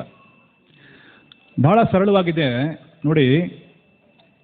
ದೇಹ ಮಾತ್ರ ಕೊನೆ ಆಗ್ತಾ ಇದೆ, ಆ ವ್ಯಕ್ತಿ ಕೊನೆ ಆಗ್ತಾ ಇಲ್ಲ, ಆ ಪ್ರಜ್ಞೆನೂ ಕೊನೆ ಆಗ್ತಾ ಇಲ್ಲ, ಮತ್ತೆ ಆ ಪಾಪದ ಫಲ ಏನು ಅವರು ಪಡ್ಕೊಂಡಿದ್ರಲ್ಲ ಈ ಜನ್ಮದಲ್ಲಿ, ಅದು ಕೂಡ ಕೊನೆ ಆಗೋದಿಲ್ಲ. ಇನ್ನೂ ಘೋರವಾದಂಥ ಪಾಪಕ್ಕೆ ಅವ್ರು ಹೋಗ್ತಾರೆ. ನಮ್ಮ ಜೊತೆ ಬರೀ ದೇಹ ಮಾತ್ರ ಪ್ರಯಾಣ ಮಾಡ್ತಾ ಇಲ್ಲ, ದೇಹ ಬರೀ ಒಂದು ಸಾಧನ ಅಷ್ಟೇ. ದೇಹ ನಮ್ಮ ಪಾಪವನ್ನು ಪುಣ್ಯವನ್ನು ಅನುಭವಿಸೋಕ್ಕೆ ಒಂದು ಸಾಧನ ಅಷ್ಟೇ. ಯಾರಾದರೂ ತಿಳ್ಕೊಂಡ್ರೆ, ಅರೆ ನಾನು ಈ ಜನ್ಮದಲ್ಲಿ ಬಹಳ ದುಃಖ ಪಡ್ತಾ ಇದ್ದೀನಿ, ಈ ಜೀವನ ಬಹಳ ದುಃಖ ಆಗಿದೆ, ಆತ್ಮಹತ್ಯೆ ಮಾಡಿಕೊಂಡು ನಾನು ಈ ಜೀವನವನ್ನು ಕೊನೆ ಮಾಡ್ಕೋತೀನಿ ಅಂದರೆ ಅವನು ಬಹಳ ಬುದ್ಧಿವಂತ ಅಲ್ಲ. ಕಾರಣ ಏನು? ಅವನು ಆ ಶರೀರವನ್ನು ಪಡ್ಕೊಂಡಿರೋದು ಆ ಕರ್ಮವನ್ನು ಅನುಭವಿಸೋಕ್ಕೆ. ಅಕಸ್ಮಾತಾಗಿ ಅವನೇನಾದರೂ ಈ ಶರೀರ ಬೇಡ ಅಂತ ಶರೀರ ತ್ಯಾಗ ಮಾಡಿದ್ರೆ ಮತ್ತೆ ಅವನಿಗೆ ಇನ್ನೊಂದು ಶರೀರ ಸಿಗುತ್ತೆ, ಆ ಶರೀರದಲ್ಲಿ ಅವನು ಅದನ್ನೇ ಕಂಟಿನ್ಯೂ ಮಾಡ್ತಾನೆ. ಎಲ್ಲಿಗೆ ಎಂಡ್ ಮಾಡಿದ್ನೋ ಅಲ್ಲೇ ಬಂದು ನಿಂತ್ಕೋತಾನೆ. ಜೊತೆಯಲ್ಲಿ ತನ್ನ ದೇಹವನ್ನು, ಪ್ರಕೃತಿ ಕೊಟ್ಟಂಥ ದೇಹವನ್ನು ಹಾಳು ಮಾಡ್ಕೊಂಡಿದ್ರ ಪರವಾಗಿ ಇನ್ನೂ ಘೋರವಾದಂಥ ಶಿಕ್ಷೆಯನ್ನು ಅನುಭವಿಸ್ತಾನೆ. ಇದು ಬಹಳ ಮುಖ್ಯ, ಅರ್ಥ ಮಾಡ್ಕೋಬೇಕು. ಸೊ ಆತ್ಮಹತ್ಯೆ ಅನ್ನೋದು ಮಹಾಪಾಪ ಆಗಿದೆ. ಆತ್ಮಹತ್ಯೆ ಅನ್ನೋದು ಮೀನಿಂಗ್ಲೆಸ್ ವರ್ಡ್. ಆತ್ಮನ ಯಾರೂ ಹತ್ಯೆ ಮಾಡೋಕ್ಕಾಗಲ್ಲ, ಶರೀರ ಮಾತ್ರ ನಾಶ ಮಾಡ್ಕೊಂಡಿದ್ದಾನೆ ಅಷ್ಟೇ. ಯಾವ ರೀತಿ ನೀವೊಂದು ಕಂಪ್ಯೂಟ್ರಲ್ಲಿ ಒಂದು CPU ಮೆಮೊರಿ ಸೆಂಟ್ರಲ್ ಚಿಪ್ ಅಂತ ಇರುತ್ತಲ್ಲ, ಅದನ್ನು ಒಂದು ಕಡೆಯಿಂದ ಒಂದು ಸಿಸ್ಟಮಿಂದ ಇನ್ನೊಂದು ಸಿಸ್ಟಮ್ಗೆ ಹಾಕಿದ್ರೆ ವರ್ಕ್ ಮಾಡುತ್ತೆ ತಾನೆ. ಅದಕ್ಕೆ ನೀವು ಮದರ್ ಬೋರ್ಡು ಹಾರ್ಡ್ವೇರ್ ಎಲ್ಲ ಹಾಕಿ ಮತ್ತೆ ಸೆಟ್ ಮಾಡಿ ಅದು ಓಡುತ್ತೆ, ರನ್ ಆಗುತ್ತೆ. ಅದೇ ಪ್ರಕಾರನೇ ನಮ್ಮ ಜೀವಾತ್ಮ ಯಾವುದೇ ಶರೀರದಲ್ಲಿ ಹೋದರೂ ಅಲ್ಲಿ ಮತ್ತೆ ಅಲ್ಲಿಂದ ಹೊಸ ಜೀವನವನ್ನು ಪ್ರಾರಂಭ ಮಾಡುತ್ತೆ. ಸೊ ದೇಹನ ಬದಲಾಯಿಸೋ ಸಾವು ಅಂದರೆ ದತಾ ದೇಹಾಂತರ ಪ್ರಾಪ್ತಿ, ಬೇರೆ ಶರೀರವನ್ನು ಪಡ್ಕೊಳ್ಳೋದೇ ಹೊರತು ನಮ್ಮ ಏನಿದೆ ನಾವು ಪಡ್ಕೊಂಡಿರೋಂಥ ಕರ್ಮಗಳನ್ನು ಯಾವತ್ತೂ ನಾಶ ಮಾಡೋಕ್ಕೆ ನಾವು ಸಾಧ್ಯ ಇಲ್ಲ. ಸೊ ಮತ್ತೆ ಅಲ್ಲಿಂದ ಅದೇ ಕರ್ಮವನ್ನು, ಅದೇ ಸಿಚುವೇಶನ್ ನಾವು ಕಂಟಿನ್ಯೂ ಮಾಡ್ತೀವಿ. ಯಾವ ಸಿಚುವೇಶನ್ ನೋಡಿ ನಮಗೆ ಜೀವನದಲ್ಲಿ ಭಯ ಆಗಿ ಆತ್ಮಹತ್ಯೆ ಮಾಡ್ಕೊಂಡಿದ್ವೋ ಮತ್ತೆ ಅದೇ ಪರಿಸ್ಥಿತಿಗೆ ಹೋಗ್ತೀವಿ, ನಾವು ಇನ್ನೂ ಭಯಂಕರ ಪರಿಸ್ಥಿತಿಗೆ ಹೋಗ್ತೀವಿ. ಸೊ ಆ ರೀತಿ. ಆದರೆ ಇಂಥ ಪರಿಸ್ಥಿತಿಯಲ್ಲೂ ಕೂಡ ಭಕ್ತಿ ಸೇವೆಗೆ ಬಂದಿರೋರು ಇದ್ದಾರೆ. ಅವರೆಲ್ಲ ರೀತಿಯಾದಂತಹ ತಮ್ಮ ಭಯವನ್ನು, ಶೋಕವನ್ನು, ಮೋಹವನ್ನು ಬಿಟ್ಟು ಭಗವಂತನ ಭಕ್ತಿ ಮಾಡಿರುವಂಥ ಸಾವಿರಾರು ಉದಾಹರಣೆಗಳನ್ನ ನಾವು ನೋಡ್ತೀವಿ. ಅಯ್ಯೋ ಇನ್ನು ಜೀವನ ಬೇಡಪ್ಪ, ಇನ್ಮೇಲೆ ಆತ್ಮಹತ್ಯೆ ಮಾಡ್ಕೋಬೇಕು ಅಂತ. ಅಷ್ಟು ನಿಮ್ಮಲ್ಲಿ ಡೆಡಿಕೇಶನ್ ಇದ್ದರೆ, ಅಷ್ಟು ನಿಮ್ಮಲ್ಲಿ ಜೀವನದ ಮೇಲೆ ಭಯ ಇದ್ದರೆ ಬಂದು ಇಸ್ಕಾನ್ಗೆ ಸೇರ್ಕೊಳ್ಳಿ, ನಾವು ನಿಮ್ಗೆ ಹೊಸ ಜೀವನ ಕೊಡ್ತೀವಿ ಅಲ್ವಾ? ಪ್ರಭುಪಾದ್ ಅಂಥ ಜೀವಾತ್ಮಗಳನ್ನ ಕರ್ಕೊಂಬಂದರು. ನನಗೆ ಇನ್ಮೇಲೆ ಜೀವನನೇ ಬೇಡ ಅಂತ ಇದ್ರು ಹಿಪ್ಪಿಗಳು. ಆ ಹಿಪ್ಪಿಗಳನ್ನ ಕರ್ಕೊಂಬಂದು ಹ್ಯಾಪಿ ಮಾಡಿದ್ರು. ಅದೇ ಪ್ರಕಾರ ಯಾರಿಗಾದರೂ ಆತ್ಮಹತ್ಯೆ ಮಾಡ್ಕೋಬೇಕು ಅನ್ನೋ ಇಚ್ಛೆ ಇದ್ದರೆ, ಆ ಥರ ಬೇಜಾರಾಗಿದ್ದರೆ ಬನ್ನಿ, ಇಸ್ಕಾನ್ಗೆ ಬನ್ನಿ, ಇಲ್ಲಿ ನಿಮಗೆ ಆಶ್ರಯ ಸಿಗುತ್ತೆ. ಓಪನ್ ಆಗಿ ಹೇಳ್ತಾ ಇದ್ದೀನಿ ನಾನು, ಸುಮ್ಮನೆ ಏನೋ ಬಾಯಿ ಮಾತಿಗೆ ಹೇಳ್ತಾ ಇಲ್ಲ. ಓಕೆ, ಸೊ ಇನ್ನೇನಾದರೂ ಪ್ರಶ್ನೆ ಇದೆಯಾ ಯಾರಿಗಾದರೂ? ಎಸ್. ನಮ್ಮ ಜೀವನದಲ್ಲಿ ಕಷ್ಟಗಳು ಬರ್ತವೆ ಬಗ್ಗೆ, ನಾವು ಹಿಂದೆ ಮಾಡಿದಂಥ ಕರ್ಮದ ಫಲವಾಗಿ ಕಷ್ಟಗಳು ಬರ್ತವೆ. ಮತ್ತು ಕಷ್ಟದಿಂದ ಪಾರಾಗುವಂಥ ಪರಿಹಾರನೂ ಹುಡುಕೋದು ಸರಿನಾ ತಪ್ಪು? ಕಷ್ಟದಿಂದ ಪಾರಾಗುವಂಥ ಪರಿಹಾರ ಹುಡ್ಕೋದು ಒಳ್ಳೆಯದೇ. ಬೇಕಾದಷ್ಟು ಕಷ್ಟ ಇದೆ, ಅದನ್ನು ಹೇಗೆ ಪಾರು ಮಾಡ್ಕೊಳ್ಳೋದು, ಅದನ್ನು ಹುಡ್ಕೋದು ಪರಿಸ್ಥಿತಿ ಒಳ್ಳೆಯದೇ. ಆದರೆ ನಾವು ಎಷ್ಟೇ ಹುಡುಕಿದ್ರೂ ಸಹ ನಮ್ಮ ಪ್ರಾರಬ್ಧದಲ್ಲಿ ಎಷ್ಟು ಕಷ್ಟವನ್ನು ಅನುಭವಿಸ್ಬೇಕು ಅದನ್ನು ನಾವು ಅನುಭವಿಸಬೇಕಾಗಿದೆ. ಒಂದು ಮೊದಲನೇದಾಗಿ. ಎರಡನೇದಾಗಿ ನಾವು ಪ್ರಯತ್ನ ಮಾಡಬಾರ್ದು ಅಂತಲೂ ಇಲ್ಲ. ಸಿನ್ಸ್ ನೀವು ಭಕ್ತಿ ಸೇವೆಗೆ ಬರ್ತಾ ಇರೋದ್ರಿಂದ, ಭಕ್ತಿ ಸೇವೆಯಲ್ಲಿ ಇರೋದ್ರಿಂದ ನಿಮ್ಮ ತಾತ್ಕಾಲಿಕವಾದಂಥ ಕಷ್ಟಗಳಿಗೆ ಒಂದು ಪರಿಹಾರವನ್ನು ನೀವು ಹುಡುಕ್ತಾ ಇದ್ರೆ ಅದರಲ್ಲಿ ಏನೂ ತಪ್ಪಿಲ್ಲ. ಅದು ನಿಮ್ಗೆ ಏನೇ ಸಮಸ್ಯೆ ಇರ್ಬೋದು, ಆರ್ಥಿಕ ಸಮಸ್ಯೆ ಇರ್ಬೋದು, ಅಥವಾ ಆರೋಗ್ಯದ ಸಮಸ್ಯೆ ಇರ್ಬೋದು. ಭಾಳ ಜನ ಭಕ್ತರು ಈಗ ಆರೋಗ್ಯದ ಸಮಸ್ಯೆಯಿಂದ ನರಳ್ತಾ ಇದ್ದಾರೆ. ಹಂಗಂದ್ರೆ ಏನು, ಅವರು ಆರೋಗ್ಯಕ್ಕೆ ಪಡ್ಕೊಳ್ಳೋಕ್ಕೆ ಡಾಕ್ಟರ್ ಹತ್ರ ಹೋಗಬಾರ್ದಾ? ಹೋಗಬೇಕು. ಅದೇ ಪ್ರಕಾರನೇ ನೀವು ಆರ್ಥಿಕ ಪರಿಸ್ಥಿತಿಯಲ್ಲಿ ಏನಾದರೂ ಸ್ವಲ್ಪ ನಷ್ಟ ಅನುಭವಿಸ್ತಾ ಇದ್ದರೆ ನಿಮ್ಮ ಆರ್ಥಿಕ ಪರಿಸ್ಥಿತಿಯನ್ನು ಉತ್ತಮಪಡಿಸ್ಕೊಳ್ಳೋಕ್ಕೋಸ್ಕರ ನೀವು ಪ್ರಯತ್ನ ಪಡ್ಬೋದು. ಅದರಲ್ಲಿ ಏನೂ ತಪ್ಪಿಲ್ಲ, ಅಡ್ಡಿ ಇಲ್ಲ. ನೀವು ಆರಾಮಾಗಿ ನೀವು ನಿಮ್ಮ ಪರಿಸ್ಥಿತಿಯನ್ನು ಉತ್ತಮಪಡಿಸ್ಕೊಳ್ಳೋಕ್ಕೆ ಪ್ರಯತ್ನ ಪಡಿ. ಆದರೆ ಆ ಸಮಯದಲ್ಲಿ ನಿಮ್ಮ ಭಕ್ತಿ ಸೇವೆ ಹಾಳಾಗಬಾರ್ದು, ಅದು ಯೋಚನೆ ಮಾಡಿ. ನನಗೆ ಭಕ್ತಿ ಸೇವೆಗೆ ಬಂದಿದ್ದೀನಿ, ಕೇವಲ ನನ್ನ ಭೌತಿಕ ಪರಿಸ್ಥಿತಿಯನ್ನು ಉತ್ತಮಪಡಿಸ್ಕೊಳ್ಳೋಕ್ಕೋಸ್ಕರನೇ ನಾನು ಪ್ರಯತ್ನ ಪಡ್ತಾ ಇದ್ದೀನಿ. ಆ ಸಮಯದಲ್ಲಿ ಭಕ್ತಿ ಸೇವೆಗೆ ಸ್ವಲ್ಪ ಕಾಂಪ್ರಮೈಸ್ ಆಗ್ತೀನಿ, ಸ್ವಲ್ಪ ರಾಜಿ ಮಾಡ್ಕೋತೀನಿ, ಆ ಪರಿಸ್ಥಿತಿ ಬೇಡ. ನೀವೆರಡನ್ನೂ ಬ್ಯಾಲೆನ್ಸ್ ಮಾಡಬೇಕು. ಭಕ್ತಿ ಸೇವೆಯಲ್ಲಿ ನೀವು ಇರಬೇಕು, ಸ್ಥಿತವಾಗಿರಬೇಕು, ಜೊತೆಯಲ್ಲಿ ಇದ್ಕೊಂಡೇ ನಿಮ್ಮ ಆರ್ಥಿಕ ಪರಿಸ್ಥಿತಿಯನ್ನು ಸಹ ನೀವು ಉತ್ತಮಪಡಿಸ್ಕೊಳ್ಳೋಕ್ಕೆ ಪ್ರಯತ್ನ ಪಡಬೇಕು. ಅಕಸ್ಮಾತಾಗಿ ಭಕ್ತಿ ಬಿಡ್ತೀರಾ ಅಂದರೆ ಇದು ಸಹ ಹಾಳಾಗುತ್ತೆ. ಅದಕ್ಕೆ ಹಿಂದಿನ ಕಾಲದಲ್ಲಿ ಹೇಳ್ತಾ ಇದ್ರು, ವೇದ ಸಂಸ್ಕೃತಿಯಲ್ಲಿ ನಾವು ಕಲ್ತಿರೋದೇ ಇದು, ಧರ್ಮ ಅರ್ಥ ಕಾಮ ಮೋಕ್ಷ. ಮೊದಲು ಧರ್ಮ ಪಾಲನೆ ಮಾಡಿ ಮೊದಲು, ಆಮೇಲೆ ಅರ್ಥ ಅಂದರೆ ಆರ್ಥಿಕ ಪರಿಸ್ಥಿತಿ ತಾನಾಗೆ ಸರಿ ಹೋಗುತ್ತೆ. ಧರ್ಮ ಅರ್ಥ ಅದಾದಮೇಲೆ ನೀವು ಚೆನ್ನಾಗಿ ಜೀವನ ಮಾಡಿ, ಕಾಮ ಅಲ್ಟಿಮೇಟ್ಲಿ ಏನು ಮೋಕ್ಷ ಅಂತ ಹೇಳ್ತಾ ಇದ್ರು. ಆದರೆ ಭಕ್ತಿ ಸೇವೆಯಲ್ಲಿ ಅದು ರಿವರ್ಸ್ ಆಗ್ತಾ ಇದೆ. ಮೊದಲು ಭಕ್ತಿ ಸೇವೆ ಮಾಡಿ, ಮಿಕ್ಕಿದೆಲ್ಲ ಗುಣಗಳು ತಾನಾಗೆ ಫಾಲೋ ಆಗ್ತಾ ಬರ್ತಾ ಇರುತ್ತೆ, ಎಲ್ಲ ಸಮಸ್ಯೆಗಳು ತಾನಾಗೆ ನೀಗೋದಕ್ಕೆ ಪ್ರಾರಂಭ ಆಗ್ತಾ ಇರುತ್ತೆ. ಸೊ ಭಕ್ತಿ ಸೇವೆನ ಬಿಡಬೇಕು ಅನ್ನೋ ಪರಿಸ್ಥಿತಿಗೆ ನೀವು ಹೋಗಬೇಡಿ, ಇದನ್ನು ಸಾಲ್ವ್ ಮಾಡ್ತಾ. ಓಕೆ, ಹರೇ ಕೃಷ್ಣ. ಗ್ರಂಥರಾಜ್ ಶ್ರೀಮದ್ ಭಾಗವತಂ ಕಿ, ಜಗದ್ಗುರು ಶ್ರೀಲ ಪ್ರಭುಪಾದ ಕಿ ಜೈ.